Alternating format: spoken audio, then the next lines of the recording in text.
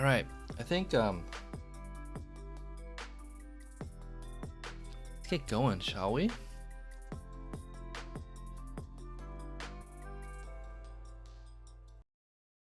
I know I already took off the what is it called? The pre-show thing. But let's get the show started. I'll be streaming till 11. Today was really rough. Or this week with Golden Guardians going to playoffs, kind of running on fumes. Just been so busy. So I haven't had much time to prep. I gotta like really focus on work and making sure like my mental's okay.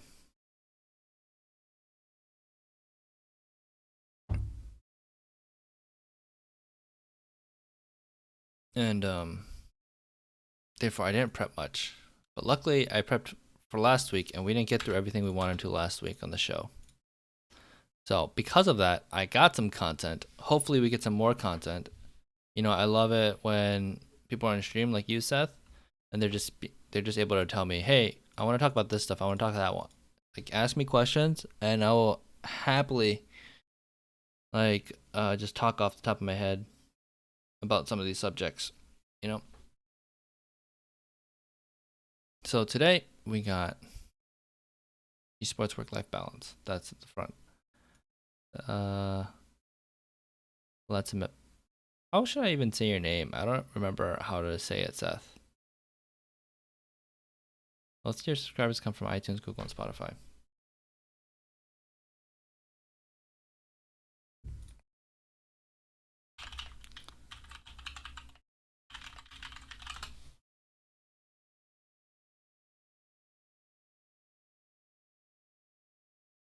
Hmm.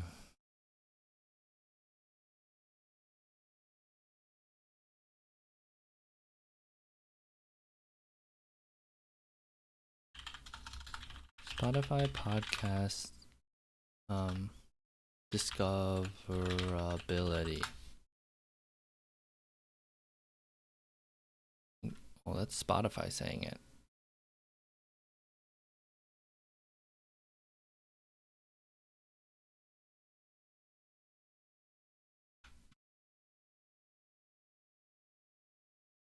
Hmm. Would dented podcasting's discover your problem? In the morning, platform is kicking off. We'll describe a very small test.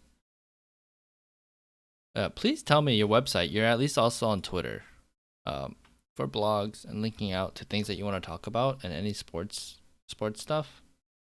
I think Twitter just makes sense for a form of communication with the audiences.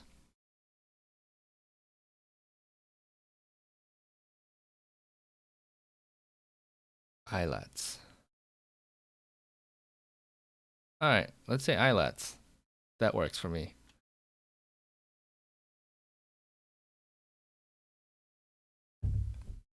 I see. I haven't used Spotify in so long. It's been a very long time.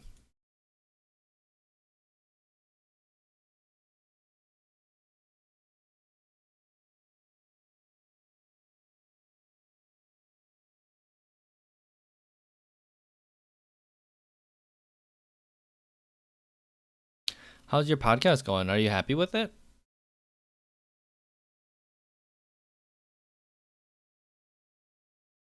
Oh.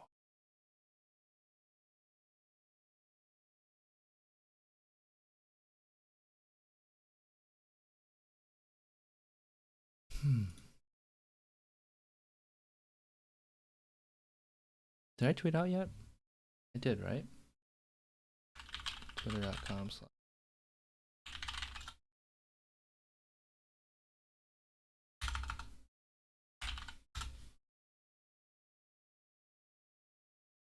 Did tweet out. Okay, cool.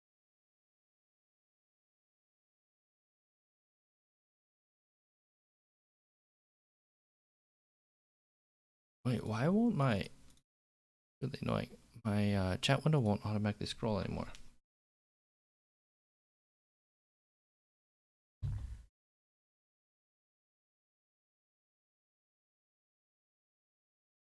$50 subs. That's awesome, dude. That's a lot of people. That's so good.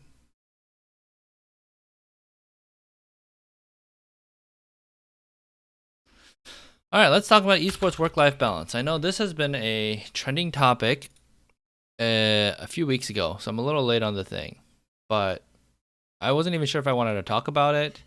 I think, yeah, I wasn't sure if I wanted to talk about it because I didn't know if I had much to give into it. I also don't really know everyone else's work-life balance. I only can speak on mine and then what I've kind of seen from other people. And also just I can touch on grinding into the scene too, like what that looked like for me and how much time that was, how hard it was, etc. Yeah. Um, and I want to talk about like, is it actually possible to have a balanced work-life balance? Is it actually possible in esports? Right. So let's see. What's the first thing I can talk? And like, I haven't thought much about this yet, so this is gonna be a little tricky. Yeah, Ilat. The consistency is super important. You're gonna have to figure out how to do that. And that would say not do it live, but you have to have makeup dates to do it, so you can still post on a regular schedule on Spotify, on YouTube, or wherever else you post. um, let's close all this other stuff.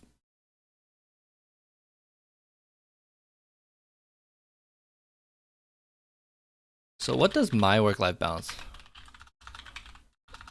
What does my work-life balance look like? You know what?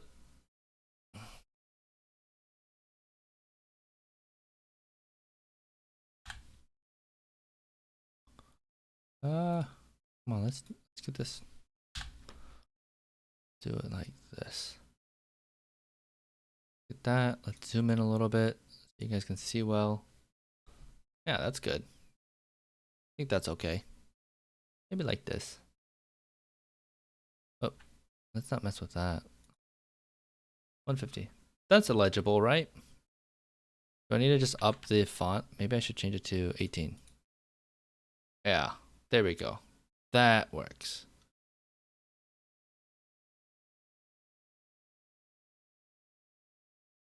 All right.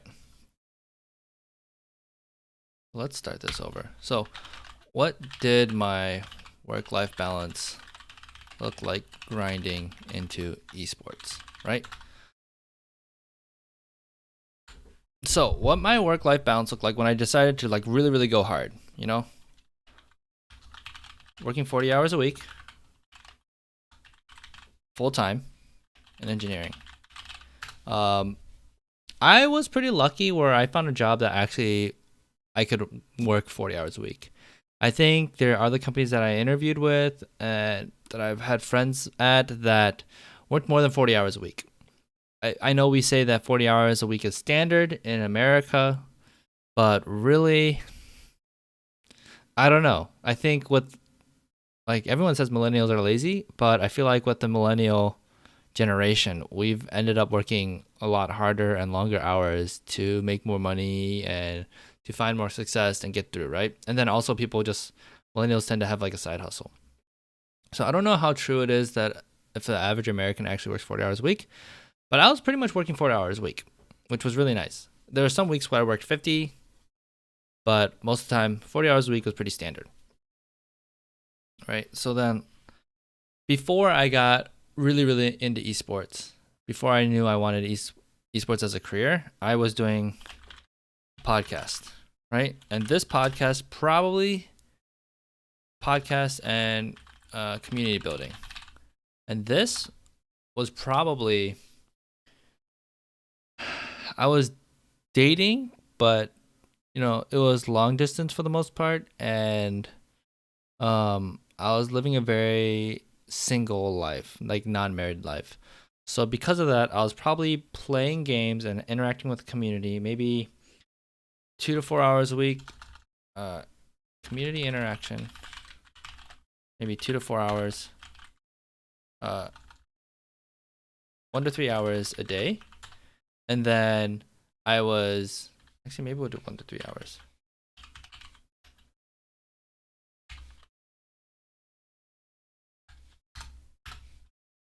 And then on the weekends, yeah,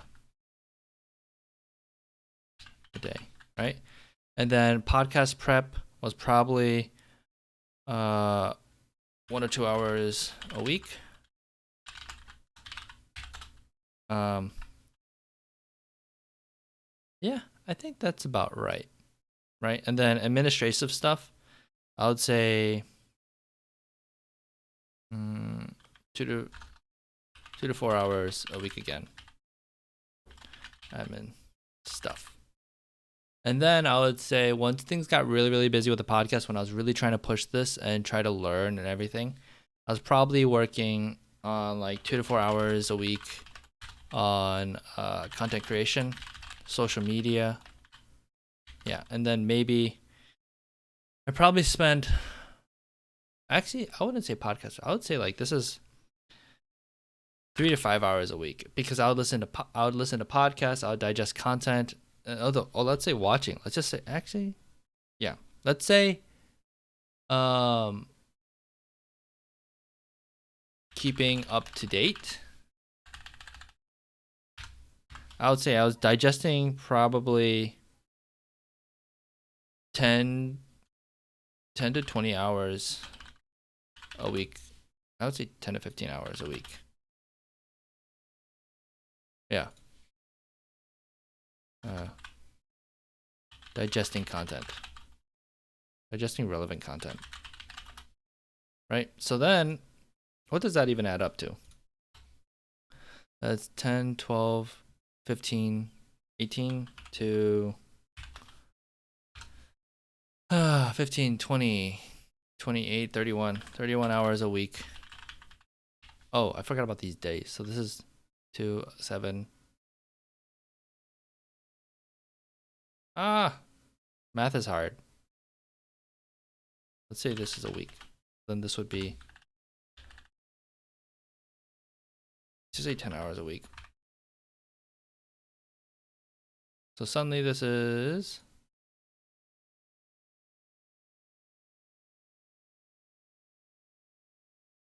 10, 12, 14, 24, 27 to, wow, I've never done this before. This is kind of crazy.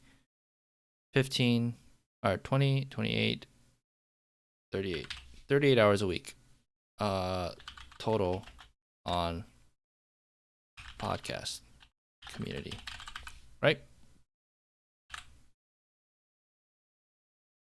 Let's shrink this down a little bit.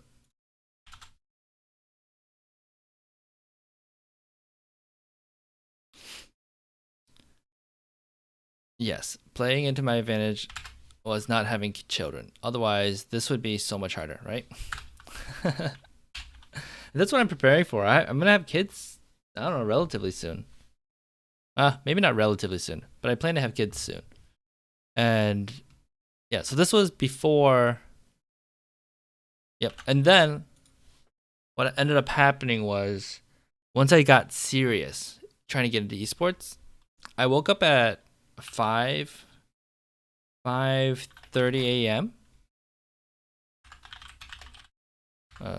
Serious esports grind.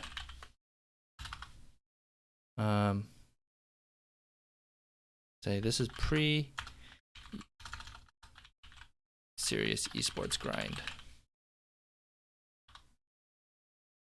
Once I got serious, what I did, I started waking up at 5:30 a.m. And probably went to bed at maybe 1 a.m. That is not okay. This is bad. I don't support this.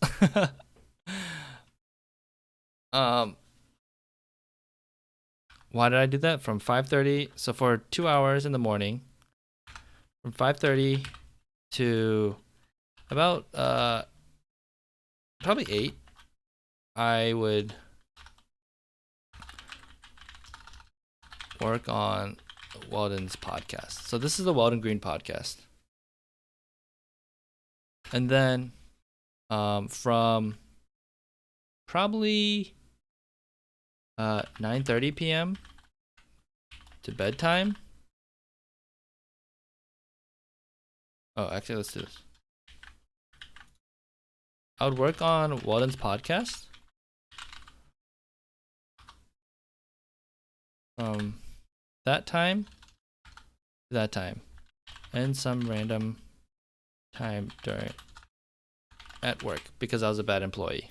That's not fully true, but yeah. So that's a lot of hours, right? And then I did Lola. Still did Lola podcast. And obviously I didn't put this much time into it, but I'd still put some time, right? And this was for like probably 3 to 4 months of work. Still did Lola. And then I would say once I dropped this stuff, once this stuff was over, I was doing Travis Gafford work. And I probably spent maybe 4 hours on each episode to timestamp and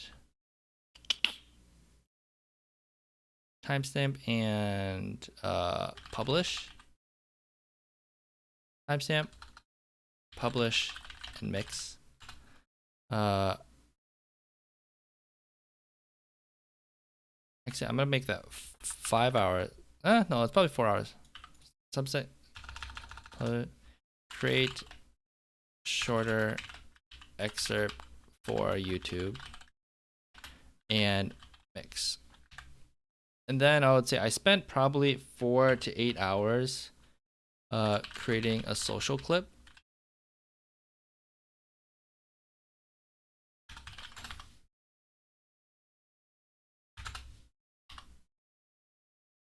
And including tons of learning and tutorials.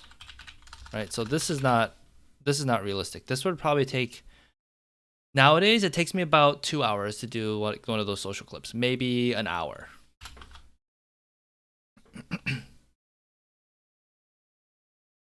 Being single definitely does make the grind you're right, like quote unquote easier. But being in a relationship makes life better during the grind. I can agree with that. And I think this would depend on people too, because I think the added stress of a relationship and the hours you should be putting into a relationship, which for me, I really, really valued my relationships and I put my relationships really high in priority. And so when my grind and relationship, when they're both high on the priority, sometimes they battle for time.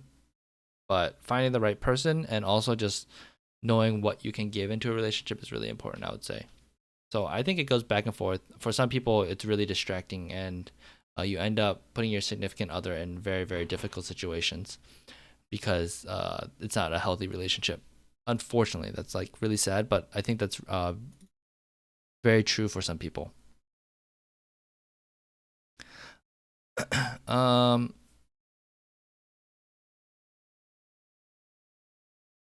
yeah. So then, yeah. So I spent about that much time, and then what I ended up doing was probably spend in a week personal content and applying for jobs. I probably spent 60.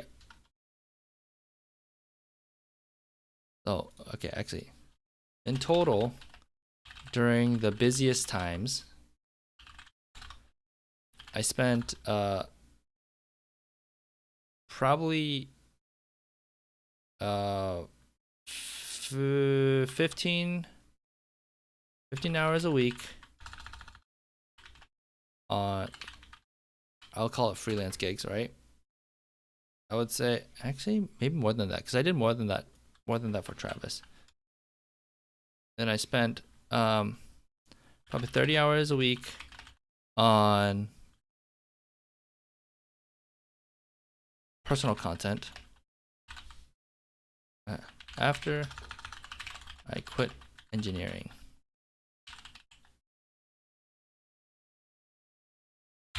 So eventually I quit engineering, right? I spent 20 hours a week freelancing in for a mobile game company.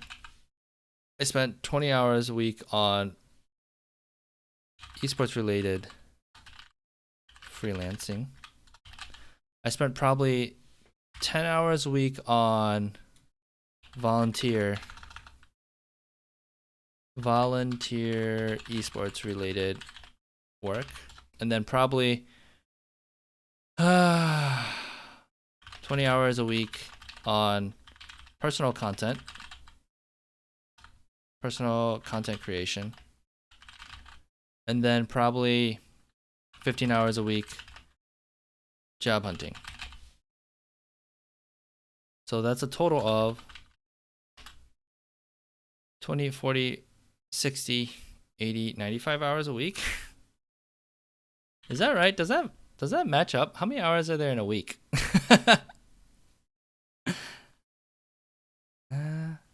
This is probably actually 15. This is probably accurate. This might be actually even more. This is probably, maybe this is like 15. So that totals 20, 30, 40, 50, 60, 70, 75. 75 hours a week. Wow, that's kind of scary. So this is just esports grinding, right? Now, everyone doesn't have this time because I literally quit my job because I was able to, because my wife was financially able to support me. I also had zero debt. I also had, I found a freelance gig that put about 20 hours a week into my pocket. I also was grinding really hard because I didn't want to have my wife go through all this, like all the sacrifice. So I was extremely, extremely motivated, right? 20, 40, 50, 60, 70, 80, 85. I worked every weekend. I worked every day. So that's probably why this number goes so high. And I was working I woke up when my wife was waking up or earlier. And at the time, I think she was going to work at 7. So I think I was waking up at 6. And then I'd work until she come home, which is like 4:30 or 5 or 5:30, because I just kind of, even when she came home, I kind of finished up what I was doing. And then we'd have dinner, watch Naruto, and then I'd start working. And then, maybe we'd do something every now and then. And then I just work again until bedtime. Wait, is it 20, 40, 60, 70, 75? You're right.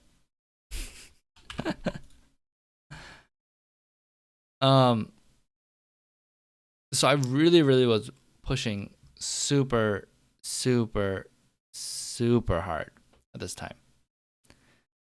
I don't know if this is sustainable. And I took breaks, right?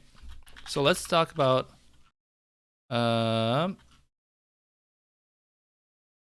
in esports. Oh, I would also say, this only lasted 2 months. This stuff went up. When I was working with Golden Guardians,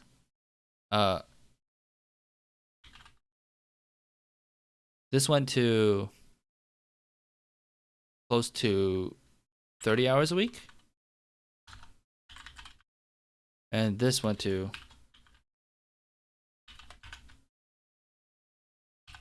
0. This went to 0 because I needed to focus.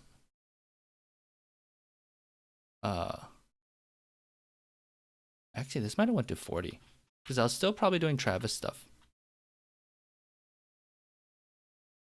So yeah, this includes other stuff because I was also doing Ateo stuff, I think, too, Golden Guardian stuff, and Travis stuff.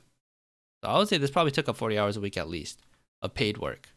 And then volunteer related work, I scrapped that all. Like I quit all the jobs. All the people, not people. I was part of like amateur esports orgs that I was trying to help with, and gain experience. I just dropped all that because I suddenly had paid work, and now it was proven that I was worth more than $0 an hour, right? And then this probably went to, because I was burnt out. This probably went to, 2 to 0, 0 to 2, actually. Because every now and then I would actually record like a vlog, but I stopped like doing all my podcasts. I stopped trying to grow my YouTube channel. I just kept documenting things just for the sake of documenting it because I wanted it to, right? And this, with GG, probably went down to 2 hours a week. And this was probably because I was still looking around because I wanted to make sure that I wasn't putting all my eggs in a basket with Golden Guardians because I didn't know if they were going to hire me full time.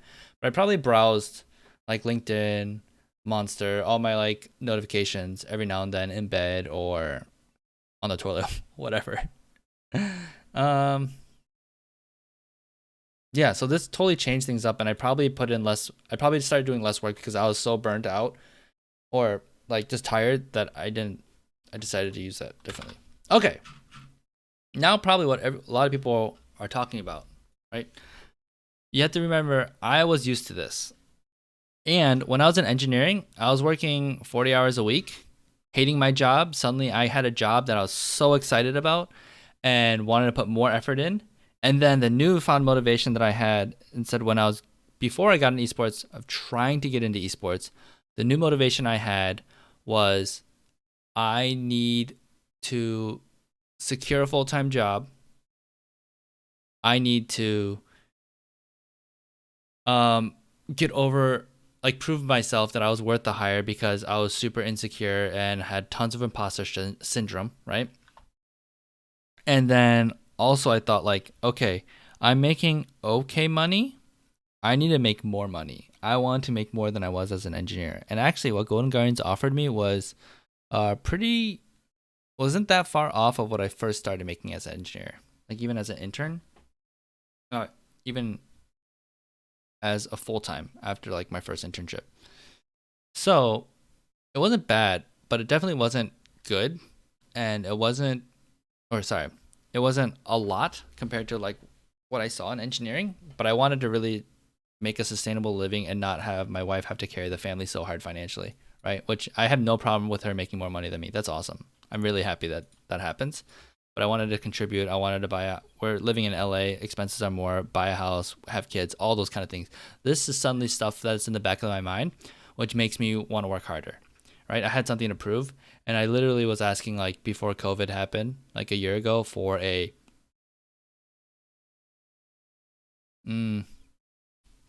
let me pull out a calculator.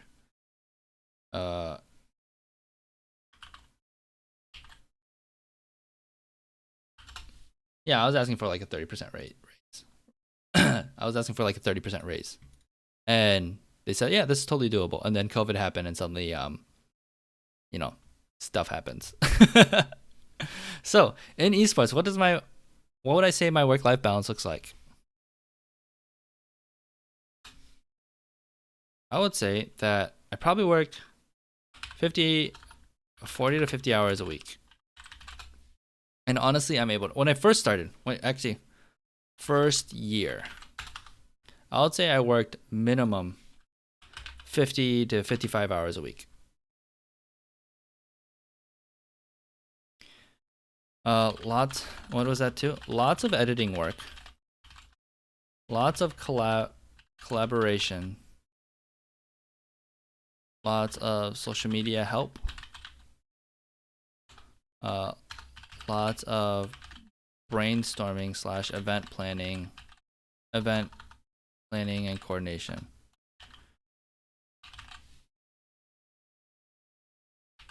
So I was hired to do this, but then I really wanted to prove my worth to the company, so I got involved in everything and any other projects I could do.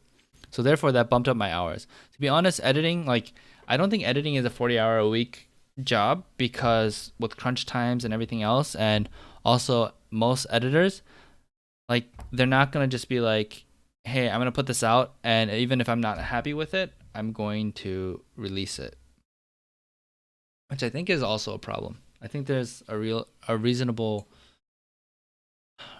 balance and maybe a line where you're just like, this is good enough, right? So I worked a lot. Actually, I would say some weeks I worked 60 hours, because even if I was going to LCS and all the other implications and extra time that I had to put in, actually I would say in office, right?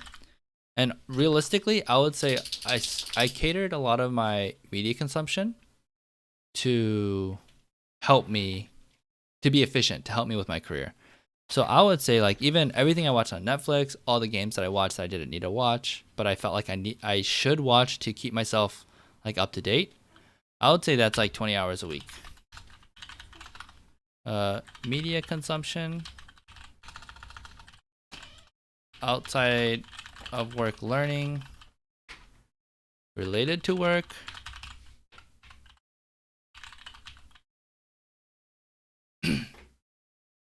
That's what I would say that looked like too. I would say now, 40 to 45 hours, 40 to 50 hours a week.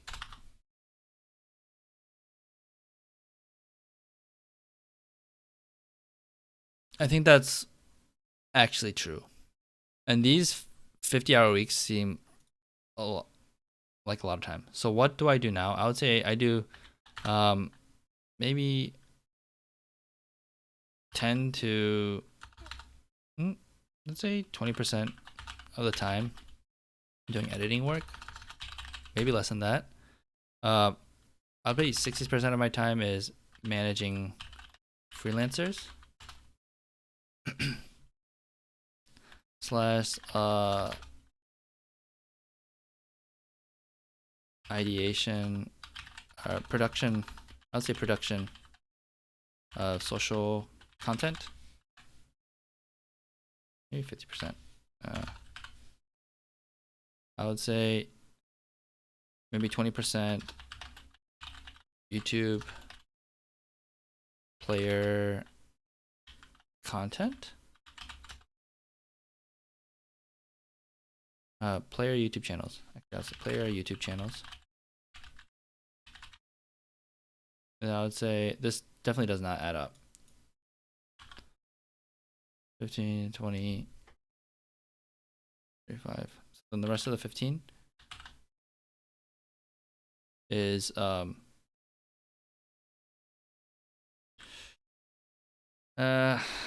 maybe helping other departments slash miscellaneous projects. All right, I didn't see some of these old messages. That's what I do in terms of sleep. I work 6 a.m. to 2:30 most days. Afternoons are kids, household. About 8 p.m. to 1. It's my time with wife. Yeah. What tools or tutorials do you find to help make the grind easier or help improve the time spent on content creation? Oh my gosh. Okay. I mean, it's YouTube. YouTube helps me with everything I need to do. I think to make the grind easier, like legitimately, I would say that finding someone to keep you going, inspiration, is so important. When I was in engineering, I found Gary Vee, who talks about he owns a digital media agency. He is like the social media guru. He's the entrepreneur guru, I would say. I don't even like the term guru. That sounds a little weird. But he would do something called the Daily V. So he'd put out like a daily vlog of himself. And then he has also a team just pumping out content for him, right? And now he has multiple channels. Gary Vee TV. I guess Gary Vee TV and Team Gary Vee. But I would watch this every single day while I ate lunch. And most of the times when I was depressed or like unmotivated, I just like watch his stuff in the morning or at night or in bed and these kind of things. And it kept me going because I needed that motivation and inspiration, right? It was less about the tools, to be honest, at some point, because that was easy to find. It was about keeping me going and like helping myself learn. So Gary Vee was a huge part of that. I would say a lot of podcasts for learning, like when I walk the dog, when I'm on the toilet, when I'm driving, like when I'm driving to work, all these kind of things. I would digest a lot of content. The future was really, really good. Marketing, uh, listening to all these shows about League of Legends and other esports like helped me. Oh, there's so many random stuff that I watched, I listened to that I don't listen to now, and that even yeah, I just found every piece of content that I could just by googling, listening to podcasts, just finding them on YouTube, those kind of things. When it comes to content creation on Twitch, I think content creation, I would say there's some people like Ashley Christ, who is a huge like stream coach. Harris Heller with Alpha Gaming is pretty good too with Twitch. Devin Nash is like my favorite when it comes to Twitch and game industry, esports kind of stuff. Actually, any news related to Twitch. So right, he goes into having interviews with content creators, YouTubers, and Twitch streamers because it just makes sense for him. Or sorry, it makes sense even if you're just a Twitch streamer to be talking about all the social media and other platforms and game industry stuff and game industry news and Twitch news. So Devin's really good, but that's a newer one I found. Um, when it came to video editing, I learned everything I did from Justin Odicio, this guy, and also learn how to edit stuff. This dude, literally following his one of the tutorials is how I got the biggest success on social media. Actually, you can even just see it. It's in my search history, shooting star meme. I watched this thing and literally learned how to make the shooting star meme. You know, this thing? And that is my most successful piece of content I've ever created.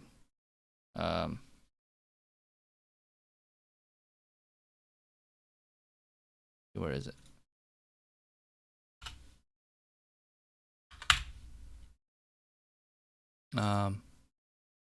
This one. So this piece of content has the highest engagement I think Golden Guardians has had ever, or maybe no, probably not ever. Probably their announcement was the biggest one, but that year, the year before, etc. It has almost 300k views. So that was huge, right? And even the latest one I made for this year, I like it a lot more, but it has 84k views. It just fall always does worse. It's a lot better too. Quality wise. It actually has similar amount of it actually has similar engagement. Just the problem was the retweets. Didn't get as many retweets. But I literally learned like what I did was every morning I would just do one of his tutorials or Justin Odicio's tutorials, and then I learned like find other editors, learn how to do more After Effects things, etc. So I would watch all this stuff, learn how to edit. There's so many resources out there for anything. If you want to, I mean, even I know you mentioned Audacity. I used Mike Russell. Mike Russell taught me how to use Audacity and how to use other audio editing softwares, and I just practiced things that he did. And then this is the guy I learned even audio editing for Adobe Audition, which is Adobe Cloud's version, Creative Cloud's version of audio editing software. Hopefully that helped. Hi lads. Laredo Potato, welcome to the stream, dude. I don't think I gave you a shout out. I think that this is one of the hardest things to convince my family and friends on. They have a hard time understanding that after working 45 hours a week, I still need to do more on my own. Yeah, it's people don't get this. And that's why I think it's really important to surround yourself with people that do get it. I'm not saying you need to ditch them, but that's one of the things that Gary Vee said. Like, who's the person that's actually like in your life that's ruining your life? I'm exaggerating, but he also goes pretty hard on like the analogies he gives. Because if you have that person that's that negative, the negative person that's holding you back or ruining your motivation or whatever, like cut them out of your life. It's that whole like you are the average of the 5 people that you hang out with. And what ended up happening was, well, what I did during my grind was I forewent all social life, which was kind of bad, right? I have very little people in my life besides my wife that I talk to a lot. And it became my coworkers when I was with Golden Guardians, which also made Golden Guardians like so much more fun for me and so exciting because like I was actually having a social life, but it was with my coworkers. And even hang out with them outside of work. But I didn't hang out with friends, and I wouldn't say lost friendships, but I let them deteriorate because I just wasn't like I decided spending time with friends was less important than the extra hours that I could do to get into esports faster because the goals I had with my family motivations. And that's tricky too because I don't think you need to do this 75 hours a week thing to get into esports. I think you can do something reasonable, a lot more reasonable. The problem is that I was trying to do it as fast as possible, right? If I didn't get in esports or if it was in a different situation, like less experience and didn't have the 3 years of like podcasting experience that I did where I was just doing it not even to get into esports, but just like to do it for fun. And when I was like more living a single life or bachelor life, uh I might have burnt out and just not been able to do it. Right. But I was just fortunate enough to be in the situation where the stars aligned and I could do this. If you're putting 15 hours a week extra to, or 10 hours a week, or 5 hours a week, or 1 hour a week to get into esports, that's fine. It's just going to take longer. Or you have to be a lot smarter. Or, you know, if you know that you have 3 years to get into esports, that can change exactly like how you approach things.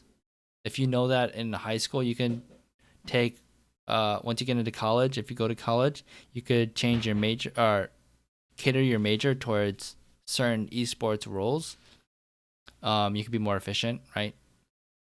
Uh, it takes 4 years if you're getting a 4 year degree to get a degree to get you a technical job, or 2 years, right? We should think about esports being the same way. Like to get whatever skills you need to break into esports or to work in esports, like there's a lot of time spent on that, but it doesn't have to be a full time rush. You could do it over 5 years, 10 years, 2 years, 1 year, just depending on what kind of time you actually have for it. Because more importantly is like your life, because everyone puts so much value on getting into esports as being such like a big important thing when you got to think about what you're sacrificing to get there and is it actually worth it, because you want to get into esports because you want to do something you love. Well, sometimes that doesn't mean you have to get into esports. Sometimes that means you could just have a YouTube channel. Sometimes that means like you can watch YouTube or you could watch esports things with your friends or a college club or online communities and just really enjoy it and have fun there and find all the value you need in life that way. And then still work like a normal 40-hour a week job, making money that makes you happy and, you know, growing that career route better. So esports shouldn't be put on such a high pedestal when it comes to like what's going to bring you happiness, because I think you can find that elsewhere that would be easier. But if you really want to get into esports, just you have to know that there's multiple ways to do it and you don't have to kill yourself to do it.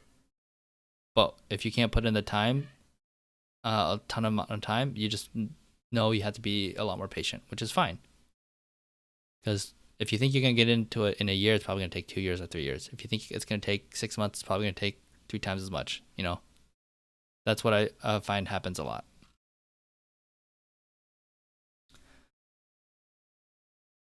Uh, Definitely makes grind feel worse when you have people telling you to stop or spend less time. And that's the thing. Like sometimes you have to step back and think like, oh wait, do I need to spend less time? Am I hurting myself? And sometimes your friends or family can be right. Sometimes they don't understand. It's so tricky. Because like, let's go into an extreme example where, you have an alcohol problem or you have a drug problem, right? You might be like, no, this is fine. I need this extra drink to just like chill out my nerves. And your family could be like, no, no, you need to relax.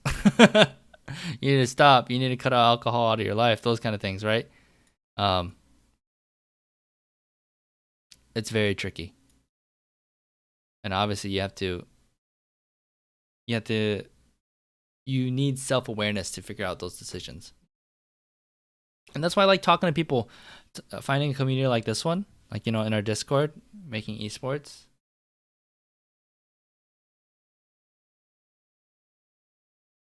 Um, oh shoot, I just got a work thing. That just came in. Yeah, so we have this server. Where is the... This is the link. Copy link. Fortunately, I can't get it onto YouTube right now. But if you go to Discord, like, this is where you find people, and hopefully we can create a community. I know it's really, really small, which is good, and it has its perks.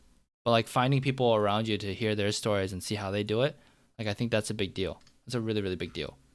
That was really helpful to me when I was listening to all these podcasts and watching interviews and like listening to how people's path to success and failure like really helped me, because I'm like, oh wow, doing stuff on your own, being an entrepreneur is very, very lonely and it's depressing. Do you really want to do that? I hear people like couch surfing in the early ages of esports and like how difficult that is. Like, do I really want to deal with that? And I like, some of the answers are yes, some of the answers are no. And then I figure out like, okay, they had a couch surf, they had to be poor, they had to go through depression, because they did it this way. Do I really need to do it that way? And I said, no, I don't. I can do it different ways, and therefore that's how I did it, right? Yeah, and especially in Dweeb, you're right. Especially during COVID, things are so much harder. I think we save a lot. Let's say you're able to work at home and you're one of the lucky people that just still has a job, and your job is mostly unaffected. You save time on your commute. So let's say you had a short commute of 15 minutes there and back. Well, what can you do in 30 minutes? You can make a YouTube video in 30 minutes. Um, you could learn how to edit during, like, you can watch 2 tutorials in 30 minutes. You can learn how to use Photoshop. You can learn how to uh, listen to a business or marketing podcast so you can understand that more in your hustle. And then if you're someone like me that has like an hour-long commute both ways, well, then suddenly I have so much more time that I can dedicate to like an esports grind or my side projects or those kind of things. So COVID kind of can help depending on your situation, but kind of tangented, but that's okay because we're talking to chat. That was good stuff. So going back to work-life balance right now, and how did this happen? How did I go from 50 hours, 50 to 60 hours, to 40 to 50 hours? My hours and improve work-life balance. Morning, honey. Ultimately, strategic. Okay, actually, first thing is probably leverage and strategic career choices and improving efficiency. I think those are the 3 things that come to the top of my head right now.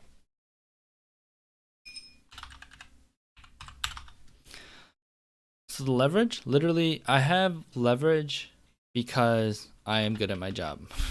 Good at my job. People like working with me. People like working with me. And the company wants to keep me around. Or becoming less replaceable. Right? I think this is really, really important. I actually have leverage, right? If I like, I'm not saying this, but if I not actually considering this, but if I was gonna leave my job, and I gave my company an ultimatum, I probably could come out very favorable on that, right? And that's because like I'm good at my job. I keep working on projects that are profitable and helpful to the company. I keep doing a good job at it. The team likes working with me. I get a lot of positive feedback about my attitude. Um, I get feedback from coworkers. It's just like how much they like me around, and I have good rapport and good relationships with my coworkers, whether I like them or not, which I like them. But I always did this like even in engineering. And because of all this stuff, like I'm just not replaceable. And because my job wants to keep me happy, because I have a good boss, because I work for a good company, good org, like they want to keep me around. They want to keep me happy. They don't want to overwork me. So when I say things like I can't do this or I can do this, they can't push back as hard, right? And I also come back with like good reasoning. For example, this week, every week I try to make a meme video, and they don't. They perform. They're probably our best performing thing on social. And but the problem is that it takes up probably a full day or 2 days to do it. And on top of that, I have to really be on top of what's going on in the scene, which is really tough. And I'm not naturally a memer, so I have to go out of my way to like watch animes, go watch meme content, go watch TikTok, go scour YouTube and Twitter for what's like going on. And it's a lot of time. And to be honest, I don't like doing that because it doesn't give me the work life balance that I want, because and also it doesn't give me the media consumption that I want. I don't like doing that super hard. I like just doing what's on the top of my head rather than trying to figure out what makes sense for other people and make things for other people rather than like myself a little more. And this week last week we had our 3-0 against TSM. It's a big week. So if we meme something, it would have been very good. It would have performed well if we meme something about TSM, right? But the problem was I have other freelancers that I have to work with that I'm trying to make their job like and their life enjoyable. And I don't want to just ignore them when they need stuff from me. I want to help them, and I'm trying to make their job as easy as possible. And there's other things that are more profitable in the company that I could be working on than a social media video. So therefore, like when it came down to it, I didn't have time. And then when I tell my boss like, hey, I don't have time and this has to drop, even though it's like it was kind of important and priority, ultimately he takes my word for it, and I'm able to like help make those decisions and cut things, right?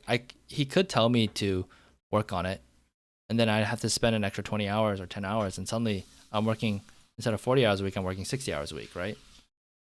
So because I have all this leverage, because the company wants me at the company, I'm able to dictate some terms, right?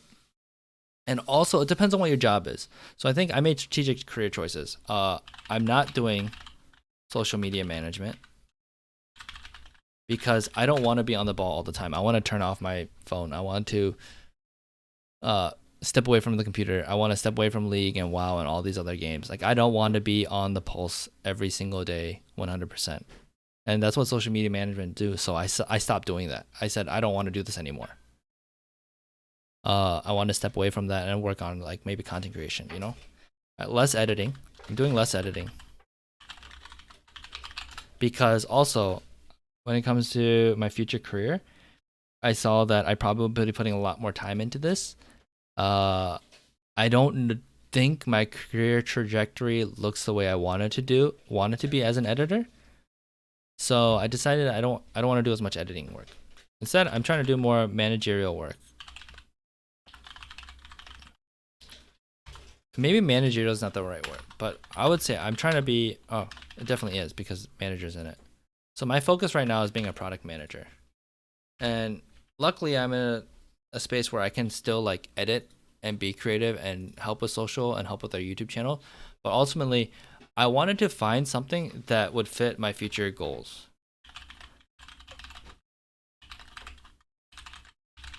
And that would be like work-life balance, work from home flexibly, gain skills if I have to go solo, freelance again, and still make money. Still make money. Like this is a huge thing when it comes to like having a baby. Like once we have a baby, and I fully believe that my wife's earning potential is much higher than mine. And she's like, she works really well and she's really good at her job. So that's why, like, if we have a baby, like, I want to be able to stay at home and take care of it, right? And be able to work from home. And because of that, I can't work 60 hours a week and take care of a baby, or at least that's going to be really hard. And I don't want to deal with that. So all these things that made me decide to like try to become a product manager, and I've talked to my boss about this a lot, and we're shaping my tasks and everything towards this. And I'll be honest, this isn't as fun as doing social media management or editing for me, but I think this is gonna lead to me being more happy and my future goals, which I think is really important. I'm really trying to figure out what will make me happy, and working more hours in esports is not something that's gonna make me happy in the future. So therefore, I'm gonna figure out how to do that. And again, it's because I have leverage. I'm thinking about like my career, and those might be the two things. I don't have any yet. So also, think about esports. The fun thing about esports is that there's always more work than always more work to be done, right? I did this exercise where I started tracking my time. And that week, I probably worked 40 hours. Maybe even like, I might have worked 38 hours, but it was the most exhausting week I've ever had because I was on for 8 hours a day. I was literally working every minute of my day, like at 100%. That's something I don't want to do. Honestly, I'd rather work 45 hours a week or even 40 hours a week and put in like 30 hours of really, really hard work time. Because it's so exhausting. Maybe if it's something like editing where I can kind of coast,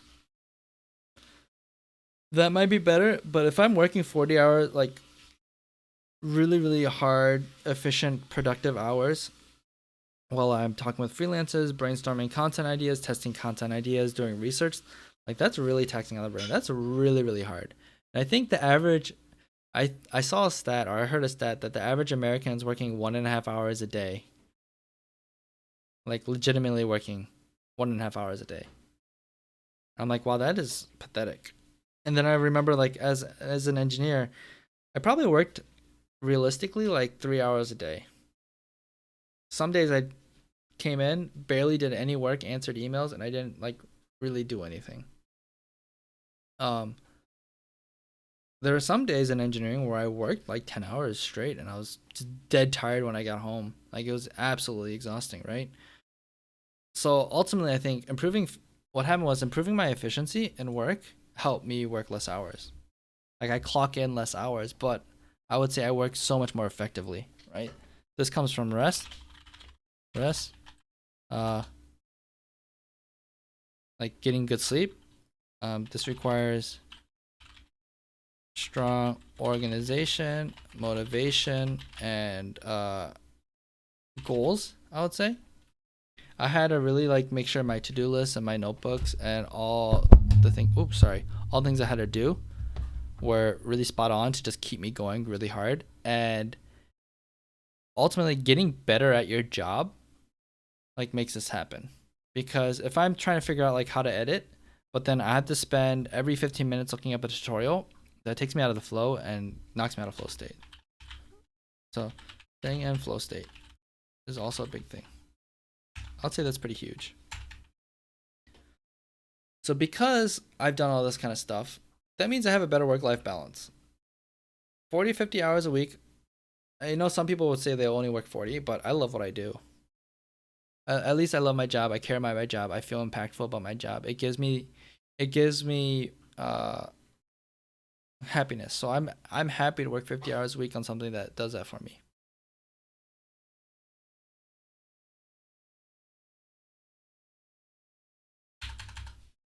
So now, what about my coworkers? What do I think about my coworkers and how they work? Um, some of them work really, really hard, and I don't know about their work-life balance, but I'm also on the older side of my company or my team, I should say.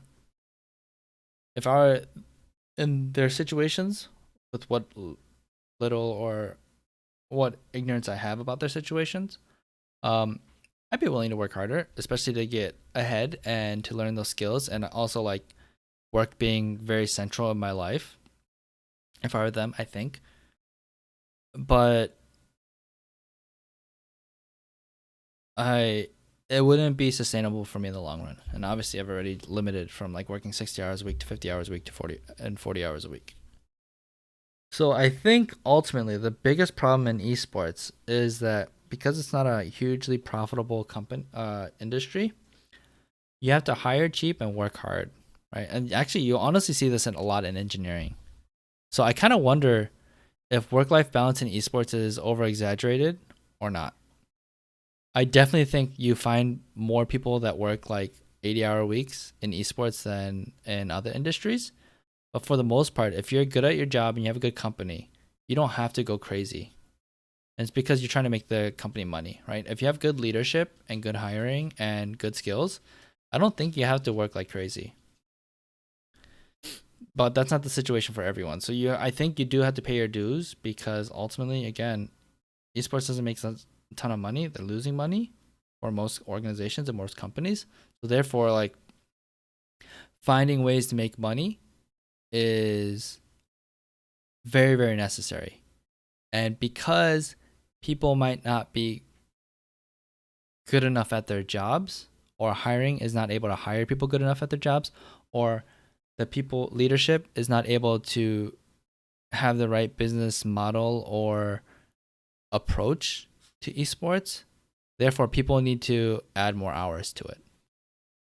But I also think there's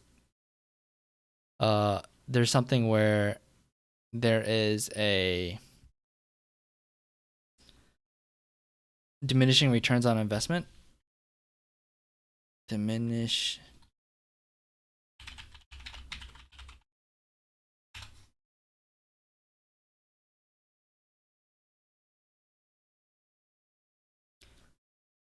this thing.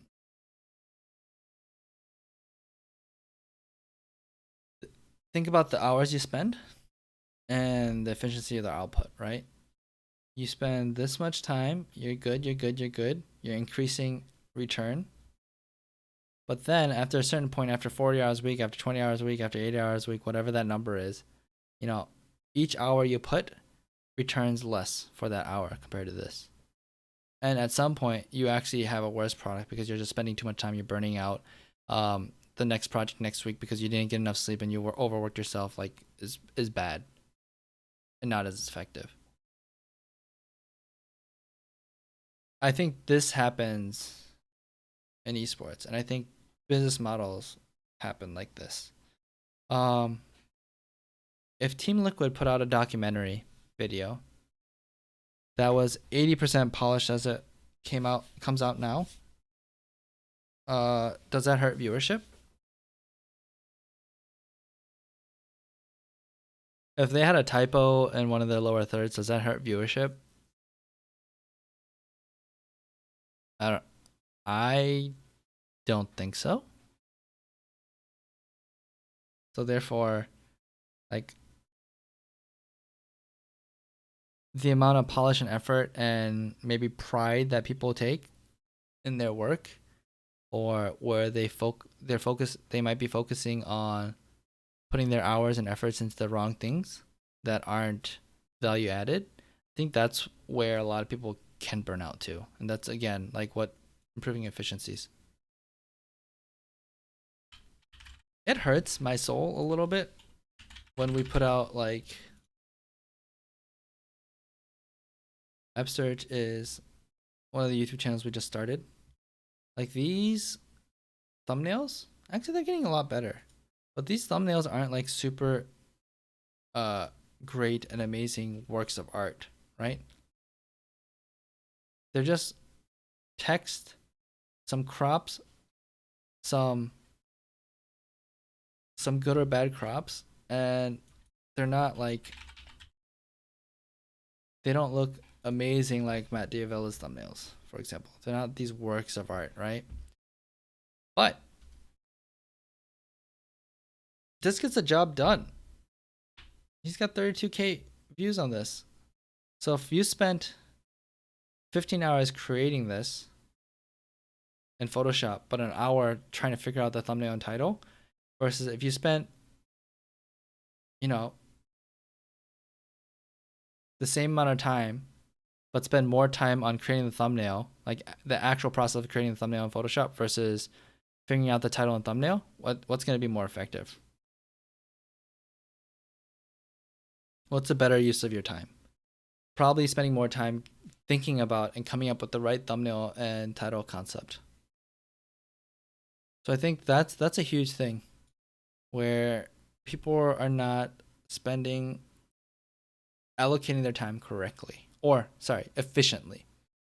And a lot of that is because of our pride and our perfectionism in esports. And if that's not sustainable, then that is probably the wrong choice. So I got 2 pages of notes about, or yeah, 3 pages of notes about esports work-life balance. Oh my gosh, that was so long.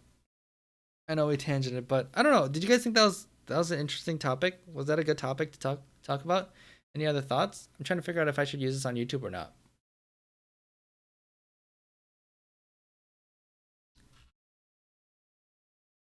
A dweeb switching from YouTube to Twitch says he liked it.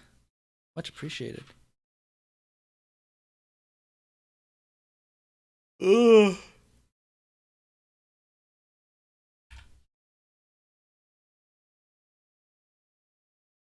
No worries, man. No worries at all. Oh, this is like very reflective. I think I spent way too much time talking about this, but I think it's so interesting.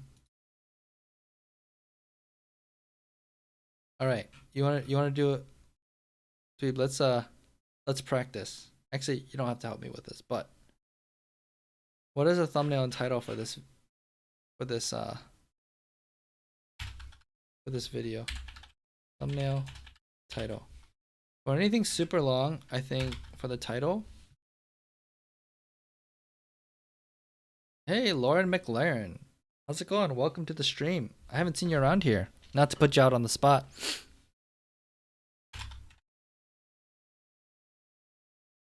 Yeah, so if I think about the word cloud of this, I would say, we talk about esports, work life. Actually, it's going to take up too much. Work life balance. Work life balance.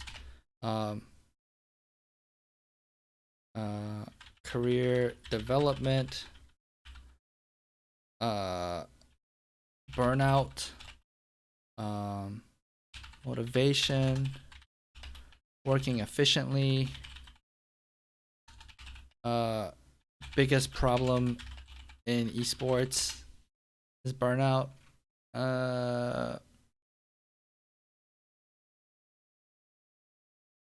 Hours worked.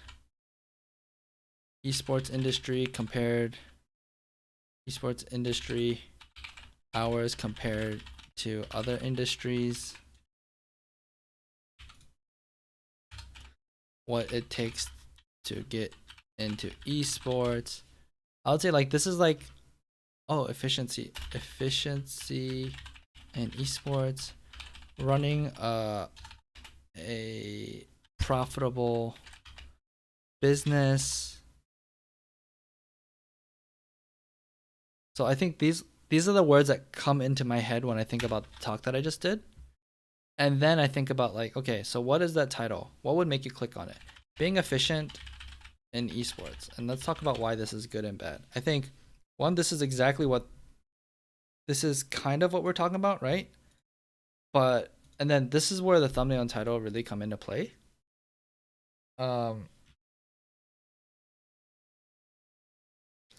Because the first thing that people are going to see on the thumbnail, right? And so it has to be captivating, intriguing. And what happens is that once they see the thumbnail, they'll be like, what is this? Or this seems interesting. Then they read the title and they go, okay, now I'm going to click on it based off the title. Or they might just click on it based off the thumbnail. Lauren says, I watched your recent podcast. I wanted to watch more and saw you online and I was excited. Oh, thank you so much, dude. Or I don't know if this is guy or girl, but thank you so much. I really appreciate it. Was it the Peter Lamb podcast or was it a podcast I was a guest on? Let me know. Okay, so being efficient in esports is definitely a talking point. I think people might not care about this. This doesn't have like that clickbait intriguingness to it. So it's informative, but not intriguing. I think something better could be like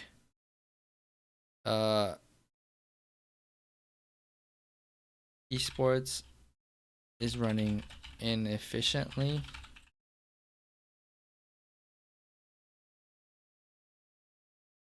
I think this is more intriguing. I think putting something like money into it might be something good. Inefficiency. Business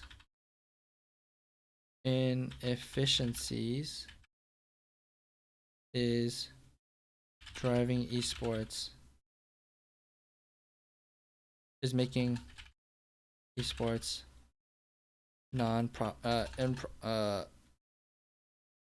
is losing money in esports. I think something like that is more urgent, and now you have to click like, wait, is that true? How is that true? I think this is more intriguing than being efficient in esports. But that's exactly how you like. That's how you start. You come up with like ideas. Still don't think it's the right focus because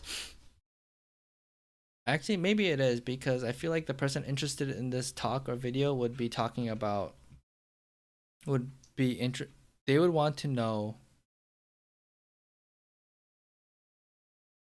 You know what? No, I think the most intriguing part is burnout, work-life balance. That's the most intriguing part. Anything that's long video form, I believe you either need to say exactly what you're going to be covering, and hopefully it's around one topic, which it is, or clickbait with the most intriguing part. And then as long as your content is good, even though if they're waiting to get like to hear what I talk about at the end, like improving efficiency, let's say, everything else is still good. And they should have come out happy listening to all this stuff. And I think the big value add, and unfortunately it's not at the end, is like, and I guess I kind of did it because I talked about what it was like. Sorry, I keep scrolling. I'm sure that's like kind of disorienting. Maybe I'll zoom out a little bit more. That way we can see more.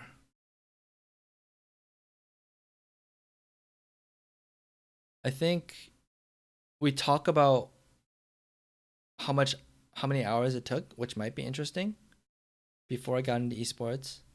And then what everyone is here for is like, what does it actually look like? What do the hours look like working in esports? Maybe that it is.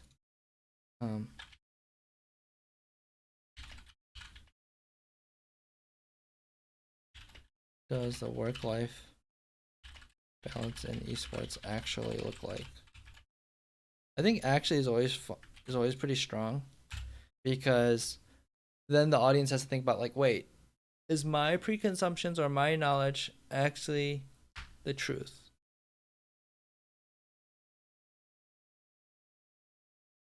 I think the thumbnail could be like, this is fine.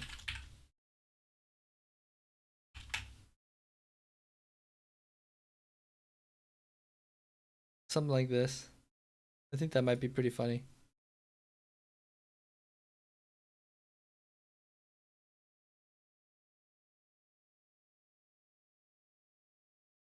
Hmm. But the house is actually fine. This is fine meme.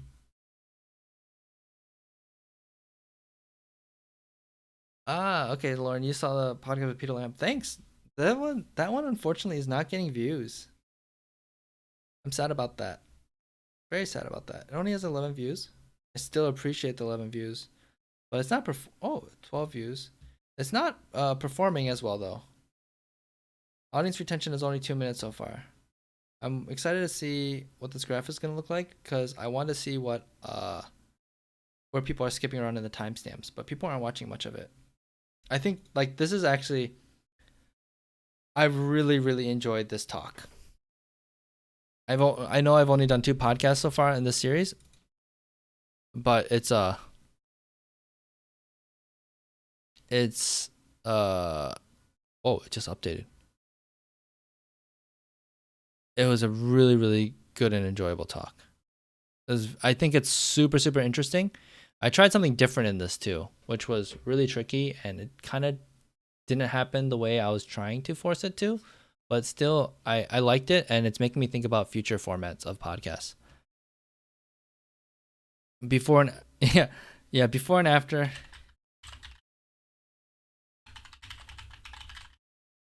Sam, happy Sam. What if it's like a gravestone rip photo? And of like Sam's esports career. Sam's esports career.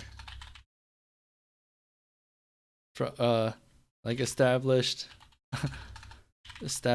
2019 to 2021 or something like that.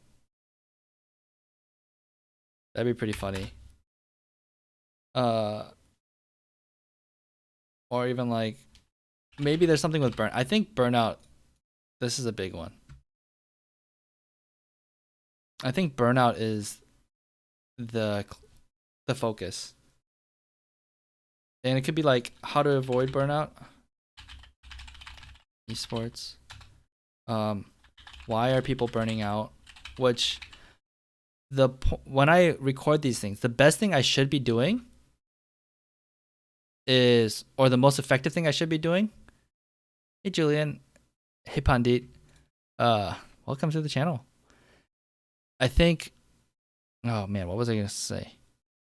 Oh, if I was recording this better and I prepared better, which again I think I said before anyone was like in chat, but this week was so busy, and I gotta make sure I prioritize my work over this stuff. And I just like did not have time to plan, and it just when it came to my own mental health and self care, I just like didn't take the time to plan for this. Okay, if I knew what the clickbait title was starting off, then I could shape everything around that. And now that I've done it, I think it's about like what the work-life balance is, like why people are burning out, and how to avoid that burnout. I think that's like the key thing. Why people are burning out. Yeah, actually, work-life balance. What does work-life balance? How esports work-life balance leads to burnout and how to avoid it. I think this is actually like what you want to come across. It's just way too long. It's way too long. But this is what we want to talk about. This is what we want to do. And if I came into the video knowing that that's a title, I can shape the video around that. I can get to like the punchline, keep the punchline at the end, tease people all the way through it, all the way through the video to that. and bam. And that's why I like doing these streams where I can just like talk a little more stream of consciousness, even planning a little bit, because what I can do eventually is remake this video, record it off stream, plan accordingly, see what comments say, see what is interesting. Like for example, if I look at my analytics, this Twitter video did so well, or at least comparatively, right? It got good audience retention too. And I thought this was something really simple and no one would have cared about this, right? And I talk about things you should not do when you network and DM people on Twitter, and people are like, "Oh, this is amazing." People in chat and Twitch chat were like, "Oh, like this is so informative. I never knew this," or like, "Oh, I totally done these mistakes," or whatever. And even I got a DM from a coworker that's like, "Oh, I have so many stories." He's our assistant general manager. He's like, "I have so many stories. People sneak into my DMs and be like, 'Hey, how do I get into esports? How do I get into esports? Hi, how's it going?'" And like, "Oh, I have an esports team. Can you sign?" Like all these things. And he was just like, totally like, "Oh, I totally get this. This video was like so good and blah blah blah, so relatable." And I was like, "Oh, that's so interesting." So actually, I'll probably remake this one day and have it more polished. And also it informs me to do more of this like Twitter kind of, either it's Twitter content or networking content, right? I thought that was really interesting. I think still I'm not able to hit the YouTube algorithm because I'm not getting many views from the impressions. YouTube's not pushing my content out. But people on Twitter that saw it, when it gets in front of people on Twitter, people are clicking on it. Hey Twitter, hey Twitter, hey Tippers. My dog is hiding under my desk. I don't know what he's spooked out about. Hey Sam, I found your channel last week. There's a lot of good topics you cover. I wish more people saw it. I work in esports as well, and you're hitting a lot of good hot points. Thank you so much. I really appreciate that. Like this kind of insight really helps because not many people say things. So everyone that's in chat, like that's talking with me, everyone that joins the Discord, everyone that hits me up on Twitter and lets me know like they're enjoying this stuff, I think is always super, super helpful. It helps inform me. And because we have a small community, like if I'm Devin Nash, I don't have to read anything. I can do whatever I want. Because I'm Sam Han, me, with a small following, a small community, I can make things exactly what you guys want if you ask. Like literally. And this whole esports work-life balance topic was because someone asked for it. So that's why you guys should stick around. And also just let me know things. You search esports social media. Did you search it on live? Because I found out people search on live. I never use that function. And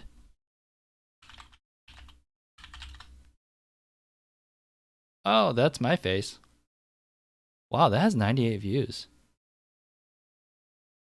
2 years ago. Oh my goodness. Hey, I know these guys.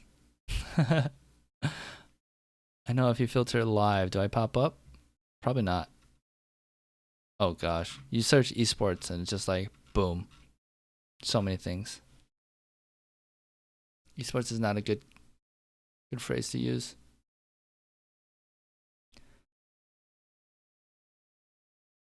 Ah, wow, that's so funny.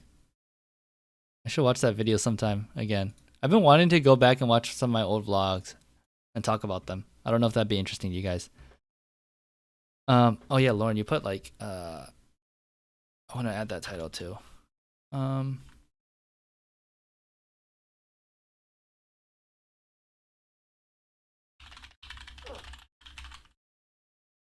I think this would be more like the thumbnail.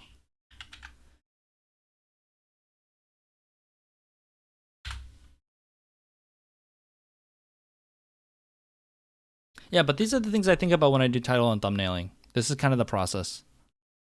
I spent a lot of time. And then I think something that's really, really tricky right now. I think something really, really tricky right now is like, do I go full thumbnail cringe? Let's see. For example, I think I changed a thumbnail. Come here, Tippers. Baby. Tippers, say hi to the stream. Hi. Oh yeah, yes, I love you too. Um, there was it was this one. This one didn't. Oh, it did okay. It's doing better. This video, I actually hate the thumbnail, but I think it actually kind of works because the bullet points are really confusing, and I think it might be intriguing. But what I did before,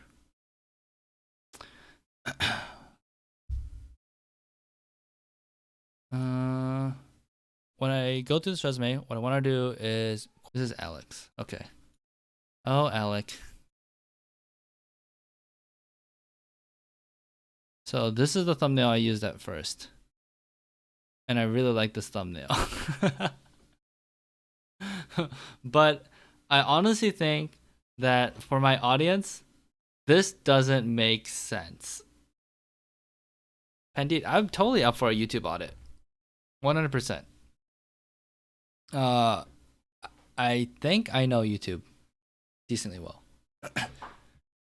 So I think I can be helpful. Would you like me to do one right now? I always prioritize people that are in chat. But yeah, I don't think this doesn't work because if people cared about who I was, I think this might work. I also think when I think about who do I want doing my resume review, someone that is making a thumbnail like this doesn't feel like the right person. But then you have someone like Atrioc,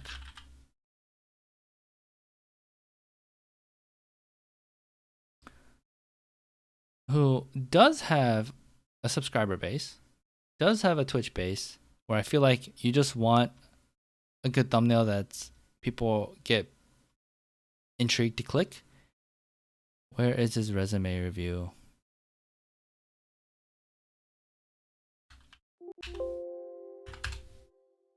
Did he get rid of it? He did. That's really lame, Atrioc.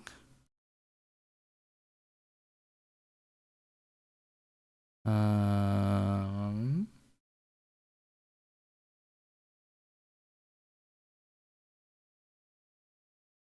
where'd it go?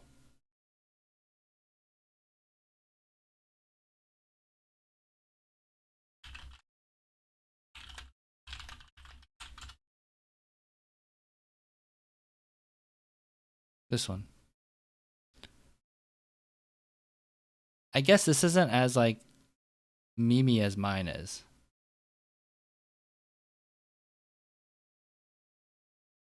It did well. 50K views? What's the channel usually get?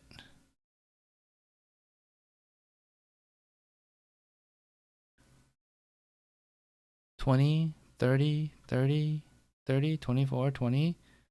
So 50K views is pretty good. There it is. It's right there. Yeah, it's actually a higher performing. It's higher performing than in the rest of his stuff. I think the title is really good. Helping my Twitch chat get jobs. That's like very intriguing. Like, how do you actually do that? Oh, it's not down. Sorry, dweeb. False alarm. False alarm. All right. Pavan. Oh my gosh. I don't know how to say these names. I'm so sorry if I'm butchering them. Okay, so you got a subscriber base. That's good. The first thing I would say is these are not intriguing thumbnails to me, but they're getting decent viewership though. And that's probably because this is exactly what people are looking for. They're looking for this matchup, I'm guessing.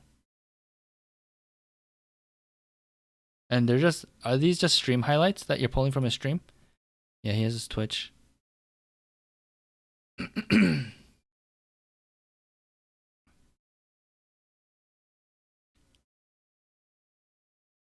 that's good. You're using those. Gaining subscribers. Sorry, I'm not super used to this overlay with vidIQ. I just switched, so I might be a little slower on things. You're a social media manager. Oh, they're full games. Okay, so but is this from his stream? Are they like stream? He streams this stuff. He's not making content like um off stream working on YouTube. This is just stuff that he's grabbing from stream, right?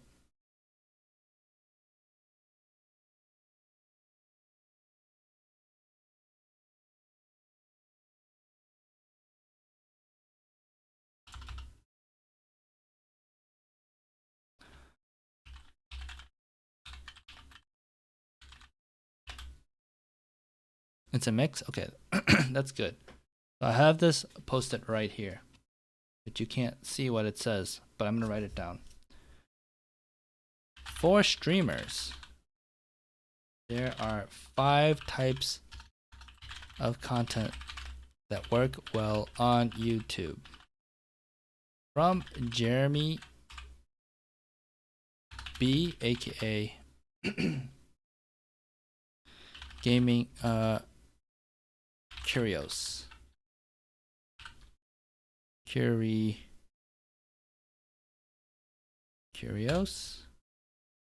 Are you familiar with who this is? Jeremy B, Gaming Curios.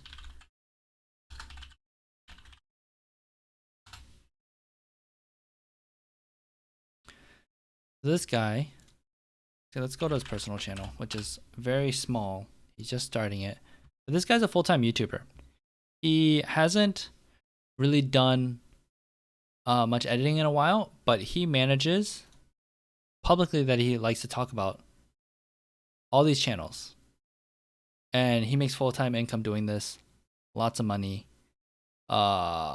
He's pretty much figured out and very confident in how to create gaming channels on YouTube and make them profitable, right? He's genius. I respect him so much. This is, even though this YouTube page might not look spectacular, it's because how to save 30% off any purchase as YouTuber. Oh, that's so interesting. I don't know if that's that's a good thumbnail. He's just doing this on the side for fun, and he's just putting random effort, just playing around, learning things. But this guy is so serious. I would 100% recommend. This is the second watch through of this video. It's a 4-hour video where he talks about exactly how he does all this stuff. Like how he does the YouTube titles, how he uses YouTube to grow on Twitch, making money from YouTube streams. I think growth strategies for new game titles is good. So there's so much stuff in here. So much good stuff. I would watch this video 100%.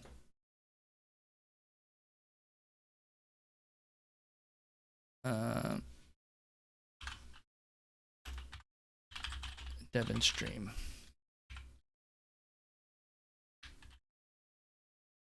with Jeremy from Gaming Curios.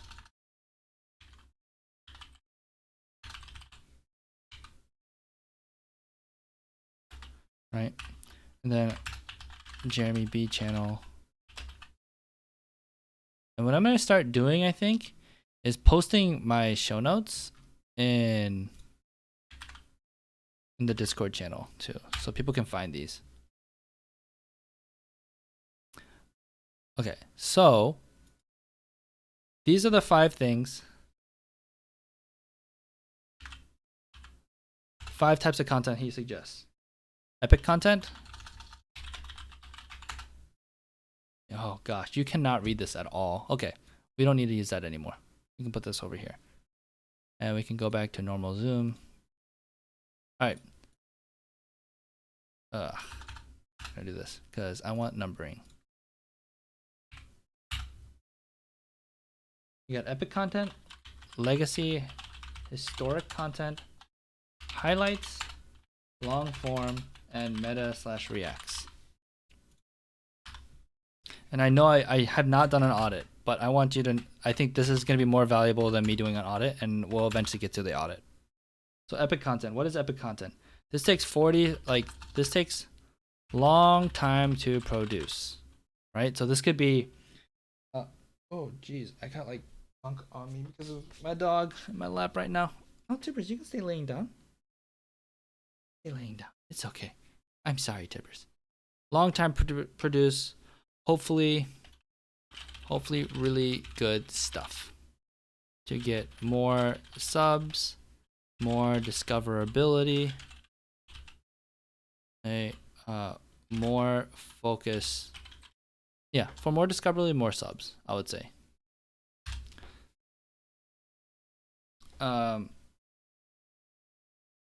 So for this channel, I would say this might be the pro tips. Like, you spend time, you script it out, you add more editing, more B-roll, more text treatments, maybe reviews. These are more, I would say that might be more of your epic content, right? So this is for not just your subscriber base, but like all the people on YouTube that want to watch your video, and you're gonna put tons of time into this. You're gonna make it like really, really polished, and this is gonna suck people into your channel. So this is gonna be that's a problem, that it's a long time to produce. It's a lot more effort, right? And you can still like have them do this on stream, but it requires a lot more editing work. I would also suggest you just do this off stream and put lots of effort into it to make it really polished. Then legacy historic content. These are the best moments from the past performed well in the past. So let's say this is very much like the Twitch clips. So let's see. Oh, there's no clipping. There's no clips on. He doesn't have any clips on his channel.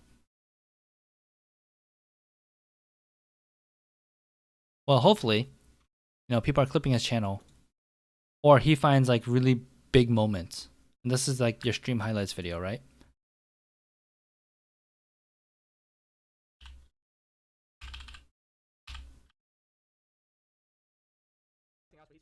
I mean, that's not the fastest, but that's faster than we're used to. So, hey, good stuff right there. And then we got Leal Collins, who will be starter too. Good call. This car is gonna. Oh my! This car is West Coast, man. Take us or something. So I don't know if this is actually like this is probably a string of highlights. So this is the epic stuff that people always talk about, and I would even say if you go back into your other videos and you see things that people are commenting on, let's look at this one for a second. What are people saying in here? All right, so if someone said like, oh my gosh, the play at 30 minutes and 44 seconds. Those are the things that are your legacy historic, the best moments. Things are, and I think people are afraid to reuse stuff, right? Because you made this highlight reel. Let's say this was really, really popular, and this is like 3 weeks old. You could put out another one that still has maybe the same plays in it, because most likely everyone has not seen your videos. Everyone has not seen the stream. Everyone has not seen those clips, even though they're the top clip on the Twitch channel. So you can reuse this stuff. And there's something special about nostalgia, and something special about like, even if I saw it on Twitch, I'd be like, oh my gosh, I'm seeing it again live, like, or on YouTube. I was there for that moment. You saw the Fall Guys stuff with Tim the Tap Man. If you guys didn't see that, like, people were tweeting out like crazy, like, where were you when Tim the Tap Man got his first win on Fall Guys? So people love nostalgia. People love being there during epic moments. So reposting those when people forget about them and not everyone has seen them anyway is perfectly fine. And if it's a really good moment and I've seen it multiple times, but I get to see it again, like, that's still powerful. I think that's still really, really good. Highlights is just obvious. Good moments. So you're already doing that, right? Again, this legacy historic, I think talking about things that happened in the past, like a while back. So you just bring back these highlights and put them into legacy and historic content, right? And long form content, this is like discussion and VODs. So for this, you have the games that you posted, the full gameplay. You have maybe a discussion thing where he's commentating about, oh, here we go, interviews. I'm guessing maybe this. Let's see what else. Yeah, so I think you're actually covering a lot of this type of content, right? And I think what you're gonna do is you're gonna start categorizing all this content and thinking about how you're using them and what performs the best and how to maybe do some other stuff. Oh, you're about to launch a new game? If you're about to launch a new game, 100% watch that. You should just turn off the stream and watch that Devin Nash thing, because the guy literally talks about how important it is and what he does launching new channels and taking advantage of new games.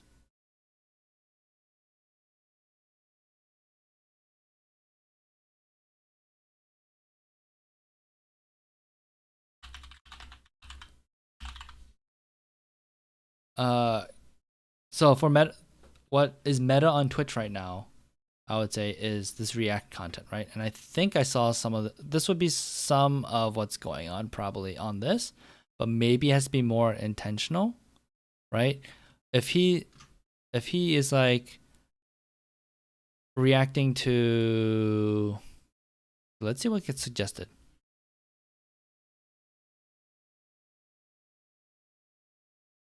Are there any other creators doing similar things to? I'm not really getting react or suggested anything, but since you know this scene better, let's say Madden 21. When it first came out, like, what if he watched the trailer?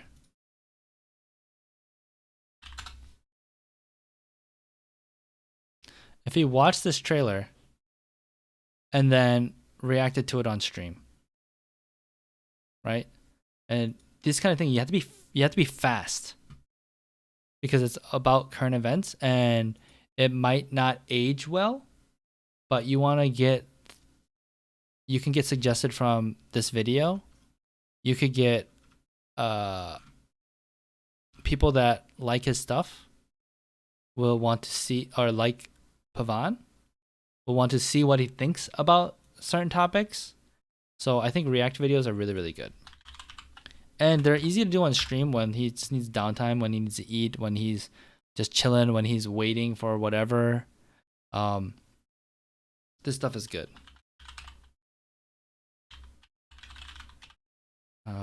Industry relevant.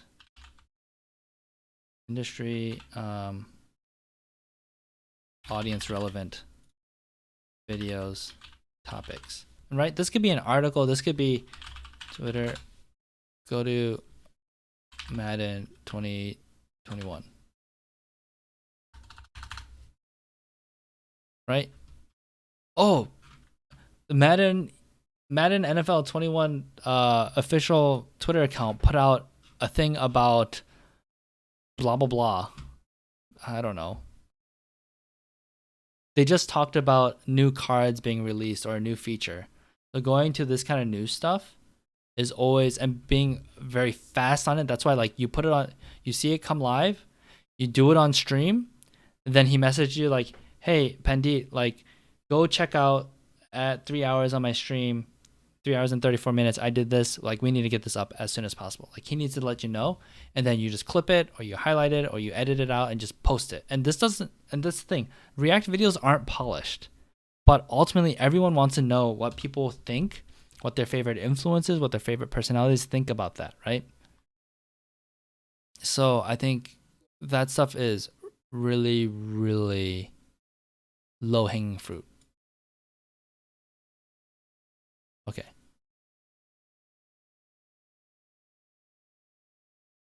So I barely have audited your channel. I think your banner is good. because I immediately know that this is NFL related. I don't know it's Madden related, right? Because you're using his name, it's not like easily searchable, but I think that's okay to have a personal brand. I think the profile photo is really, really good because again, I can tell exactly what it is. I would like to see, I'm always a fan of seeing posting schedule. So if it's like, even if you don't know if it's Monday, Wednesday, Friday uploads, if it's just like weekly videos and maybe about like who this is, because I don't know how important this social stuff is, but if you put like streaming Madden content that you need, or like whatever catchphrase or whatever value proposition that you have for your audience, I think that's really important to put on your banner for them to understand. And your about page, like probably too. I don't see a channel trailer, and you do have enough videos where you can start doing playlists. And the reason why you do playlists is not necessarily for people to actually use your playlists, but I would say it's very important for the fact of understanding what you're about.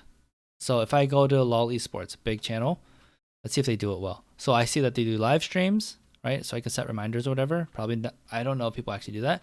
I'm like, oh, Champ Select Series. And then you'd have a description, what you should put in here, like what this is all about.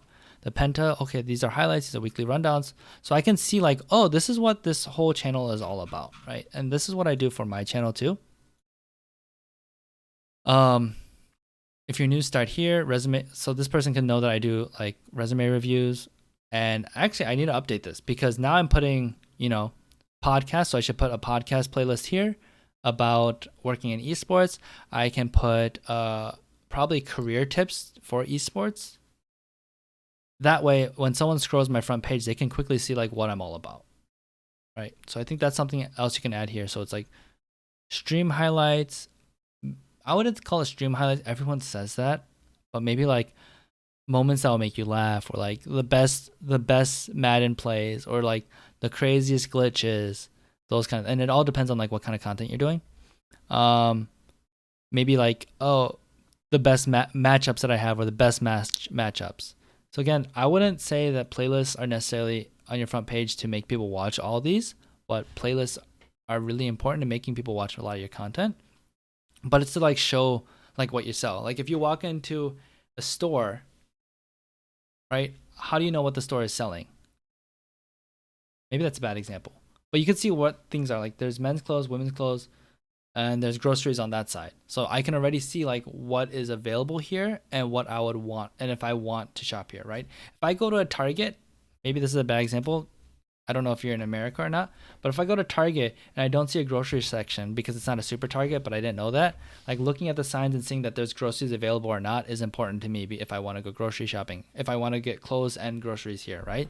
If there's if there's a place that has electronics, clothes, groceries, that might be important to me. So just like your front page on your YouTube channel, it's not necessarily to get everyone to watch this playlist, although playlists are really important in doing that. It's to really sell yourself, like what your front page is supposed to look like and what content you can provide them, especially if your banner doesn't say it, or your banner says it and your front page says it and your content says it, then it's like selling them really hard on like what kind of content you have.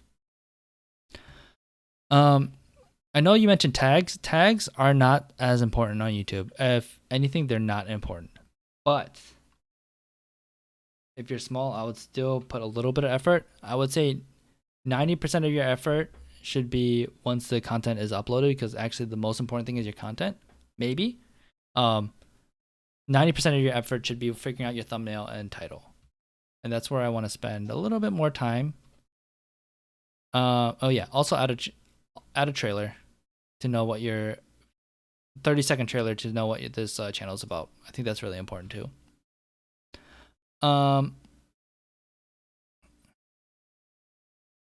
So Madden 21 EA Play stream highlights.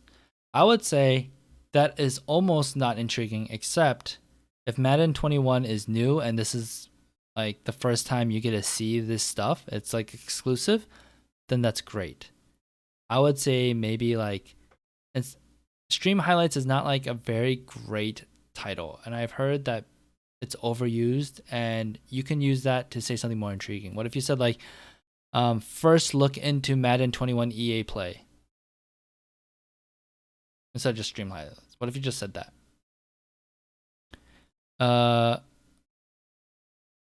I think maybe making his face bigger, if people would click on it because of his face, is going to be big, because I might not be able to recognize him in a sea of other thumbnails right away.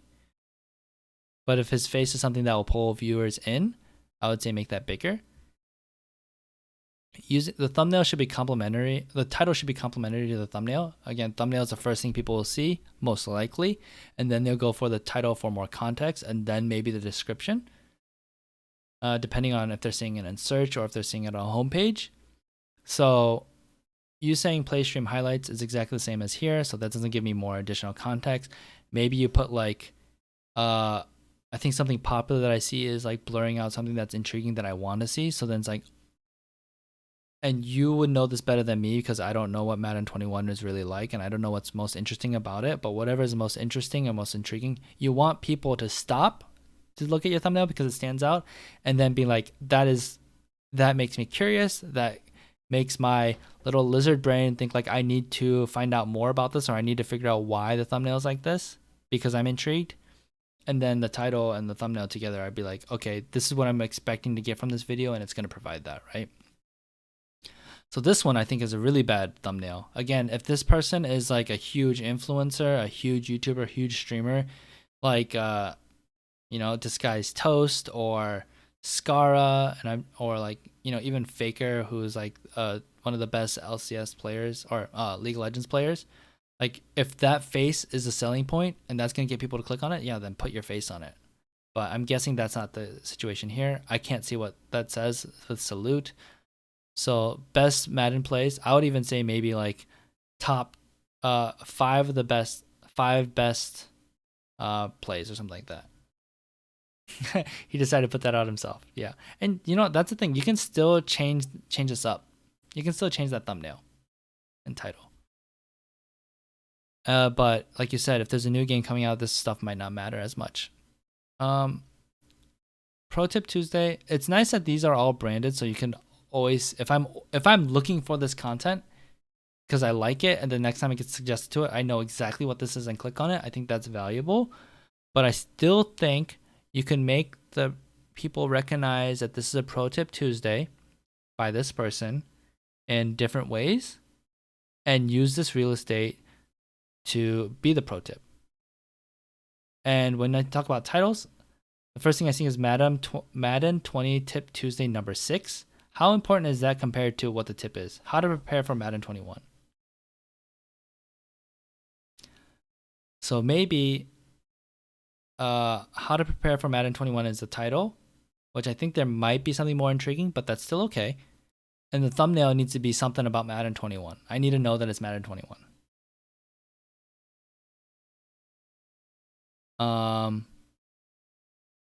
Delay fades. Maybe there's something in the game where you actually show it and you use arrows and you show what a delay fade is.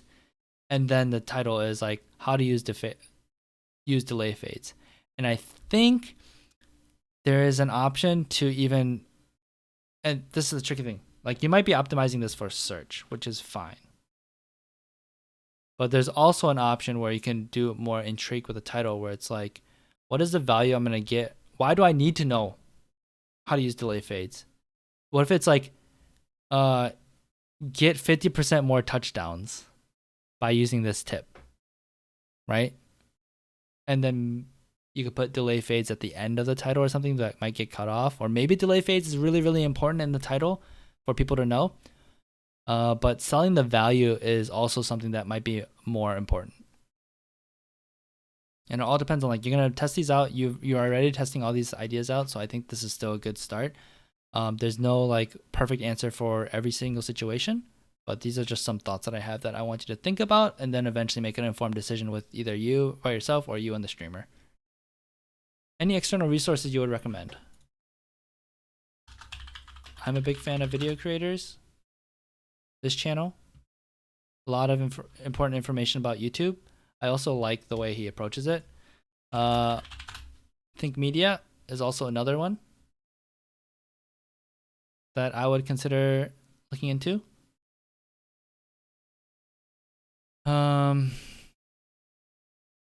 Sean Cano does another one with video influencers, which I haven't checked out in a while, which I should check out. So these are all video stuff. And again, Devin Nash. He talks a lot about Twitch streamers and how crappy Twitch is, but he knows his stuff. And his big push right now is like, if you want to be a Twitch streamer, use YouTube. YouTube is the best way to grow your Twitch channel. Ultimately, because YouTube has discoverability, Twitch does not want. They have no business incentive to grow smaller streamers, while YouTube does have incentive to grow YouTube. So therefore, people will find you on YouTube and then funnel into your Twitch channel. And you could probably make better money off of YouTube if you have a successful channel than on Twitch. If you can find like a keyword search thing, that's really, really important. I haven't figured out which one, a free one that I can really use. That's why I've been like playing around with that. But I would say that's important.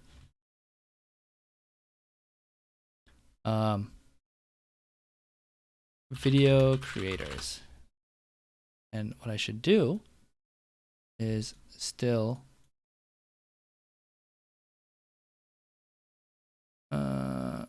I stopped taking notes for this. Okay. Resources.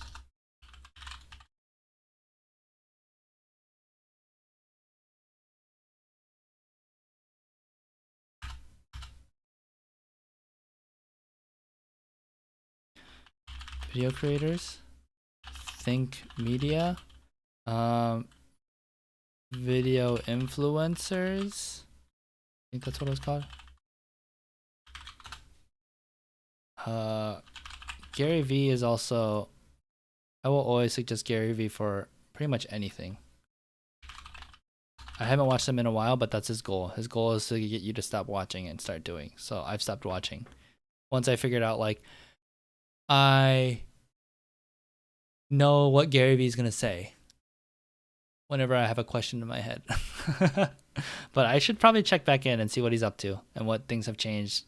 And like, it's really important to see what he does rather than see his actions and where they're going. Like, he was really, really bullish on Twitch, and then finally he did Twitch, and then he stopped. I was like, what? That's ridiculous. Why? And I realized, oh, he realized that discoverability on Twitch is really, really hard, and it's not worth the time versus YouTube. Live streaming is important, and he's probably live streaming stuff, but he's live streaming, it looks like, on YouTube and Instagram TV and maybe Twitter. I don't think I've seen him go live on Twitter. So he's live streaming, but just not on Twitch, because Twitch really does not care about getting you discovered.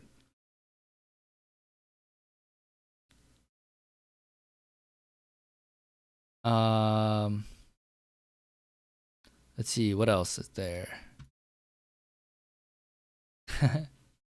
Hey, thanks, Harry Butts. Much appreciated. I do have a real job. Let's see. Yeah, 100 to 300 viewers is great. You know, that's like the 1%. Yeah. Let's see, what else? I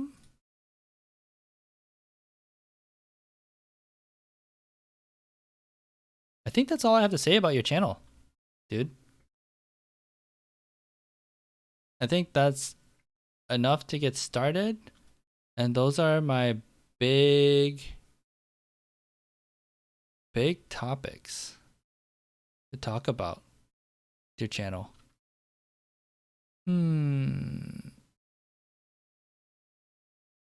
I think it's fine. I think keep doing what you're doing. Look at your audience retention graph to figure out like what people are liking and disliking about your videos and what's like making it work.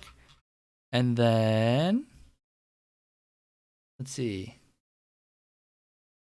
Yeah, totally. You should definitely hit me up on Twitter and stuff. I think my social media, you can just find it. You could always jump into Discord too, which I can't link onto YouTube right now. But yeah, you could probably find it on the YouTube channel. Otherwise, it's just casual. Twitter is where I usually go. The Discord is where we have a lot more conversations. It's much easier to interact with me on this too. So I would suggest going to Discord, and then you can find other people. And hopefully it's going to grow into a bigger community where there'll be more resources for a lot of different jobs and approaches and all that kind of stuff. And therefore, yeah, we'll grow into a huge resource pool. Right now it's pretty small, but that's also good. Let's see.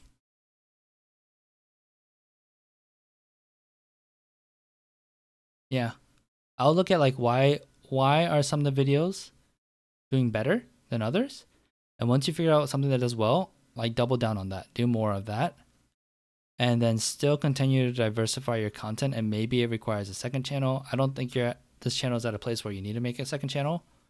But yeah, for smaller channels, I think discover. Oh, also, I think a big thing. Yeah, Pandy. Hopefully, before you leave, and thanks for stopping by. Another big thing is for Twitch. Have him push his YouTube. Either watching YouTube channels like when he goes to the bathroom, or like before he starts the stream, or at the end of the stream, talk about like, hey, there's a new video up. Like, if you want more of me, for all the people that are watching right now, go check out the last YouTube video, and then like maybe show the first minute of it or something to tease it, and then people go to his YouTube channel to keep watching. Especially if he's like leaving when he actually has streamers, right? That's what I need to do actually a little bit more. But okay, that's about it, Pendy. Good luck, and sorry to like make you stay like a few seconds longer. Okay, he does that. Good, good, good. All right. I got like 15 more minutes, guys, and I was going to. We didn't really finish this, but I think it got started. Let me know once you figure out that once you guys see the thumbnail and title for this video when it comes out, which I don't know, maybe like 2 weeks, because honestly, I still have a full like 1 or 2 streams that I have to go through and like mine content out of. And the funny problem that I'm running into right now is I'm actually putting out too much content for my release schedule.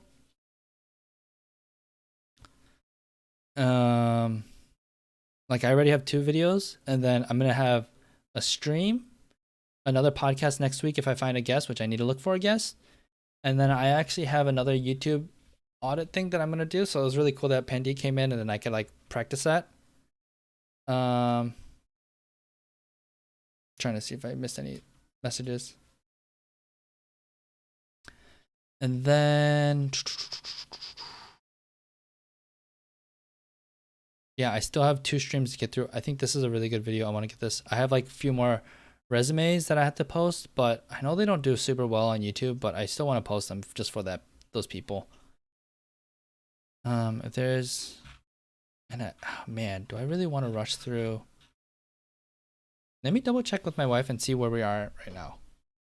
And if we can go over, then I'll talk about this topic, which was on the docket last week.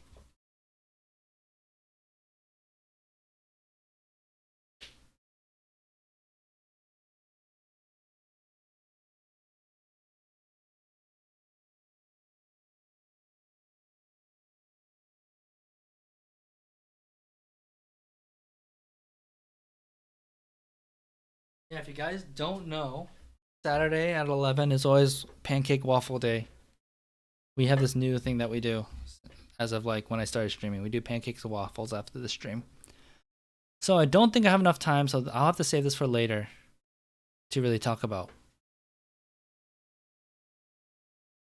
Astros, you can come for waffles. We can get waffles sometime. You know, after Corona, after COVID and everything. Oh. Let's turn the music back on. Got a troll in chat. That was fun to deal with. I've made it, guys. I've made it.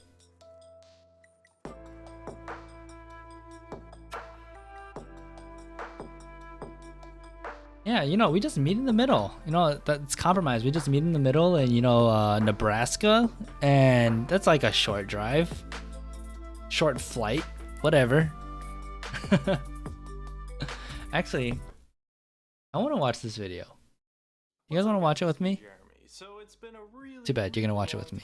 since I busted out the camera and made a video with it, but I gotta say, it's been a long time coming. I've been wanting to make some, I guess, non-gaming videos for a really long time now. It's something that I've been getting really into. I've been watching so many people do all these really cool videos and stuff, and I just kind of wanted to add my take and also bust out the camera a little bit more often, you know, get out of my comfort zone and maybe hopefully make some helpful videos for you guys. So let's jump right into it. So today's video, we're talking about how you can save 30% off of basically anything, like pretty much literally anything you buy. Now, it's not clickbait, it is actually possible. It requires quite a bit of creativity, but it's something that Robert Kiyosaki talked about in his book Rich Dad Poor Dad. It's also something that another really popular YouTuber, Graham Stephan, one of my favorite guys, definitely check out his channel if you haven't seen him before.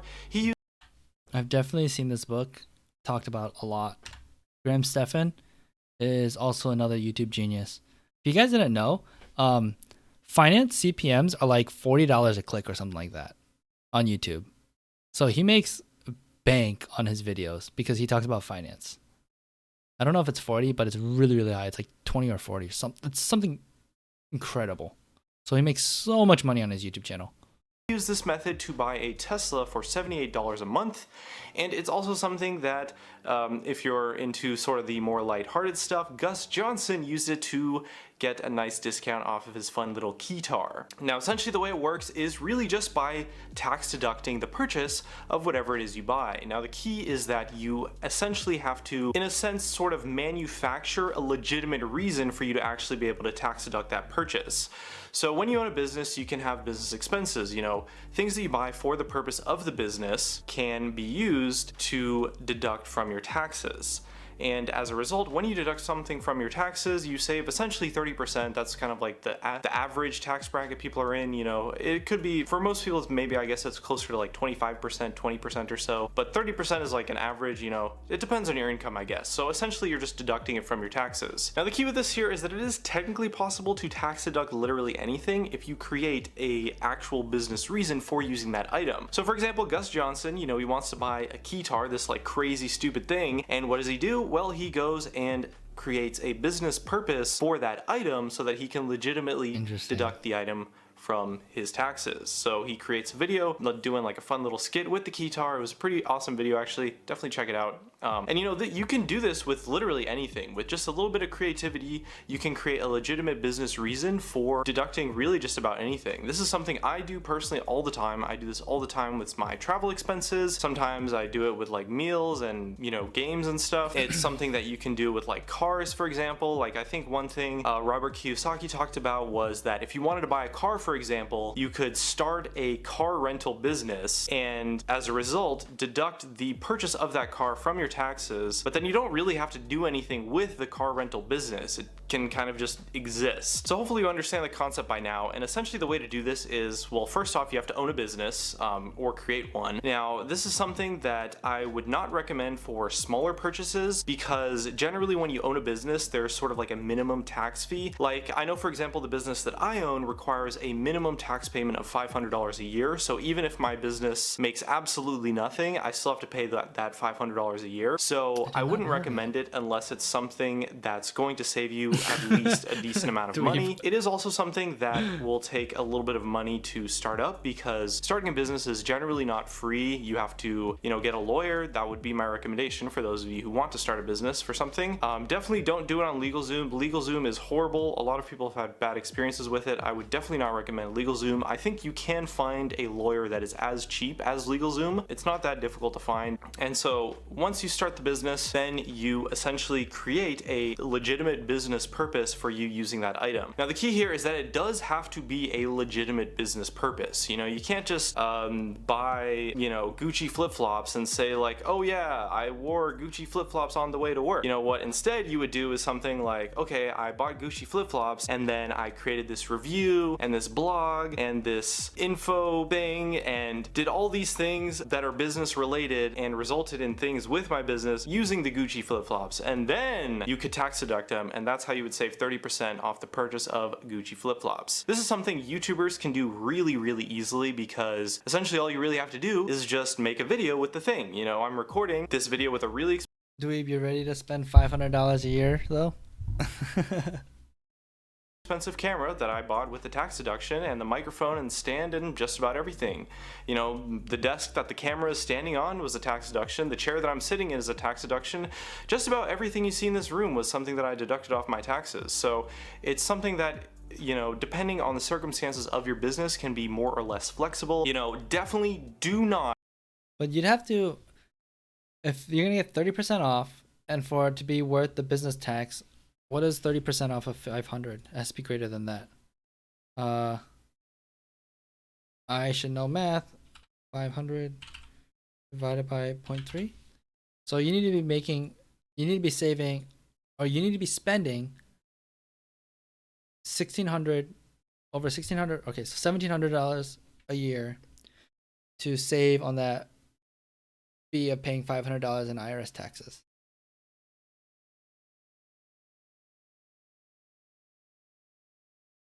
But you'd also have to consider that you're spending more money on your business. So the math on this, do I really want to do math? Doing math on, oh my gosh, this is the most roundabout way to get a spreadsheet. My goodness. So tax is $500 fee, right? And then you need discount 30%. So then you'd have 500 divided by 30%. So spending this much to save $500. This is how much you have to spend to make $500 to save $500 for this to be worth it, savings wise, right? But then you have to think about how much equipment, how much am I buying? And that means, oh no, so then that means if you want profit, you need to make, oh yeah, you just have to make $600 or $1,600 and then a profit for you to be net zero. No, the room for rent, for housing, you have to have an allocated space to be able to deduct housing costs from taxes. So therefore, let's say, because I've done this before, oh gosh, consult a financial expert. I'm giving my ignorant opinion on finances right now and taxes. So I lived in a 2-bedroom apartment before, and therefore one room was dedicated to taxes or to office space, and it had to be, there are conditions in tax law that qualifies that space to be office space. So it cannot be, it can't be shared with other stuff. So I couldn't make my bedroom an office space. Although technically, if the IRS wants to come and audit me because I say my 1-bedroom apartment is an office space, then I could technically just move out my bed, all my living stuff, and count into the living room or something and say that bedroom is my office space. But yeah, I don't think you can, I don't remember. I don't think you can deduct part of it. But like with that one office space, I could even deduct my utilities, my electronics, my equipment, square footage, and that all suddenly becomes tax deductible for business or freelance stuff. But I really don't know. You might want to double check if you can. And I think this is like a really easy Google. Let's try it. Can I deduct my bedroom from taxes? Home office deduction. Easiest way to meet the exclusions: devote an entire room for your home for your business by using a spare room as your office. You can still claim the deduction even if you use just part of the room as your office, as long as you use that part exclusively for business. So you would have to convince the IRS that your desk space is only for business. which I'm not gonna say you can just say on your taxes, betting that the IRS won't audit you and come visit your home and check, because that would be illegal, and I would not recommend that on stream or in our personal conversation, of course. Dweeb. This is interesting. Not ever try to like just get away with tax deducting something that's not actually legitimate. The key here is that you have to create a legitimate business reason for using that item once you have your business established. That's like the most important thing. You really need to do it. You know, do not like commit tax fraud, please. But for those of you out there looking to save a purchase on something, especially if you already have a business, this is definitely something that's really good. You know, for example, like I might buy a car in the future. So if I want to save 30% off the purchase of that car, I could make a bunch of videos with it. You know, I'll do a bunch of films, skits, or perhaps like a review of the car that I buy or something like that. You know, who knows? It's a fairly simple concept. It's something that I think most business owners do already, but is not really known to people who have never actually owned or started a business. And it's also a little bit understated to the extent of people who are, you know, people don't really take advantage of it as much as they could, I think. And in general, it is pretty much a way that you could eventually get 30% off of anything. If you have no idea, absolutely no idea what you're doing, and you want to start a business, I would recommend starting an LLC. That's probably like the simplest and cheapest one. Personally, I don't have an LLC, I have an S Corp, and most people have other types of businesses as well, all in the United States, of course. So if you're outside of the United States, it might be a little bit different for you, but definitely do your own research. Highly recommend talking to a lawyer about that. Generally, it'll probably cost you about anywhere from $500 to $1,000 to start the business, and then you have the minimum, probably have some kind of minimum yearly tax fee. Like for example, with S Corps in the United States, you require a minimum of $500 a year in taxes no matter what you make. So this isn't something that you're gonna do for, you know, the candy bar you buy every Friday or the drinks you go out with your friends, but I think it's a great idea for someone who wants to buy a car or someone who wants to buy a really expensive piece of equipment for something, you know, like a new computer, you know, a lot of electronic equipment stuff. You're consistently buying something that's really expensive or something like that. Now, hopefully this video helped you or gave you some ideas for things to do in the future. So potentially I could buy a car and do a review on my YouTube channel and count that as a business expense if I had a business. Even if my channel doesn't do that, I would literally do that just to get the 30% discount on taxes. I'm not really used to talking about on camera that much. I'm kind of want to get more used to it. So hopefully in the future these videos will get better. Right now it's kind of just something I'm doing for fun on the side. You know, maybe in 100 videos from now we'll be taking these really seriously and doing some cool stuff. At the very least I have a nice camera, I think, so maybe that's okay, but hope you enjoyed the video. If you did enjoy the video, definitely hit that like button. Subscribe for more videos like this one in the future. I'm going to be doing some more like finance related stuff. I'm going to be talking about YouTube Jeremy. a lot Come on on, this dude. channel, and in general just making a lot of really fun topics and videos. So hope you guys enjoyed. Thanks for watching, and I'll see you guys next time. See you guys next time.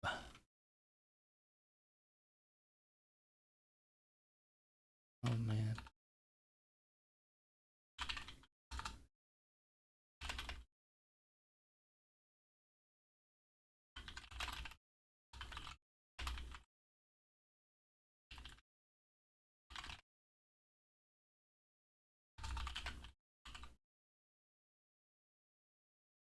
I want to be Jeremy's friend so bad.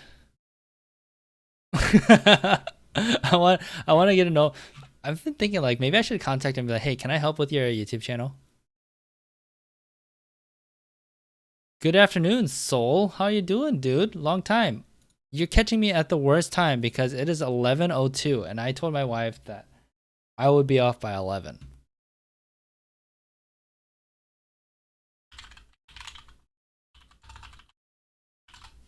I need to make waffles with her. But hope you're doing well.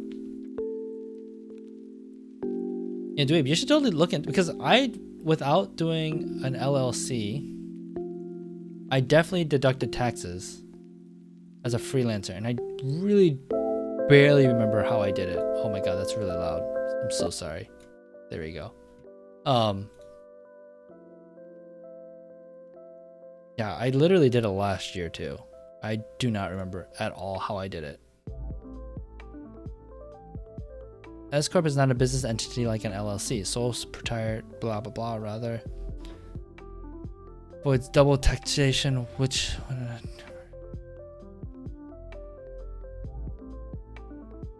or a federal tax law. Must pay self-employment taxes, which is Social Security and Medicare, dedicated to the IRS. These tax changes. Blah blah blah blah blah. I don't want to read this. I gotta find a YouTube video that talks about this. Dude, I hope your podcast takes off, dude. Do you got a next? Is it coming out soon? Do you got another video? Do you have videos in the queue? I hope you're putting them out more than weekly.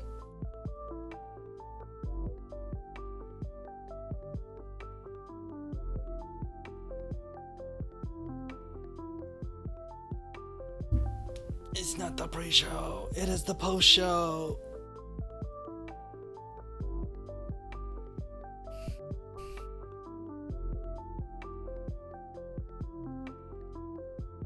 Thanks, Soul. I am doing well. Rivers is Rivers is just waiting for the day to go by and for us to be able to play and probably go out. And he already ate. Rivers is doing well though. Oh, he already sees. Mommy is coming out of the bedroom already. Ready to make waffles? Awesome.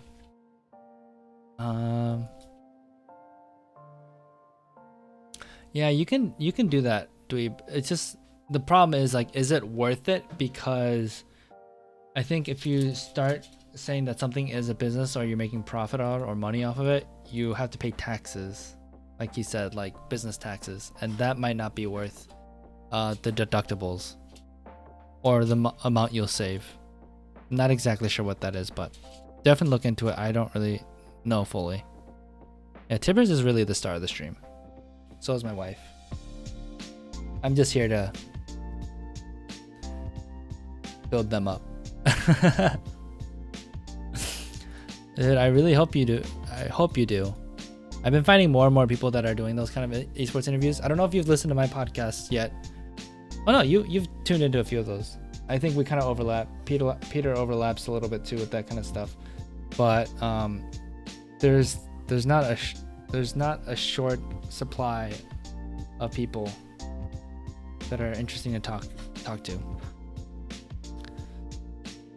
Thanks for motivating me to do it too.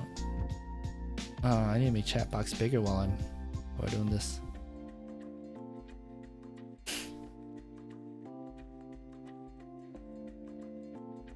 $5K, of course. We all have like big money that we want to spend. Oh, please don't make me president. Well, no.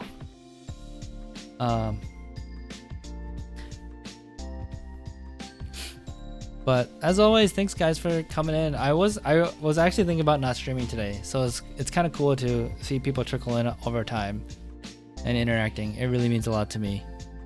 It keeps me going because I really like today. I was like, stream's not. I don't need to do the stream. No one cares. Blah blah blah. But always appreciate it, guys. And sorry, Soul, that I'm dipping out right at the end. So, the big ask again is just check out the Discord if you're not a part of it. I'll put the link in Twitch chat. Unfortunately, I can't link it into. I need to make a exclamation point thingy for the Discord. Or for chat. I think actually everyone here is in the Discord anyway. But join the Discord if you want to talk about esports stuff. Hopefully we can build a community that can really help each other out.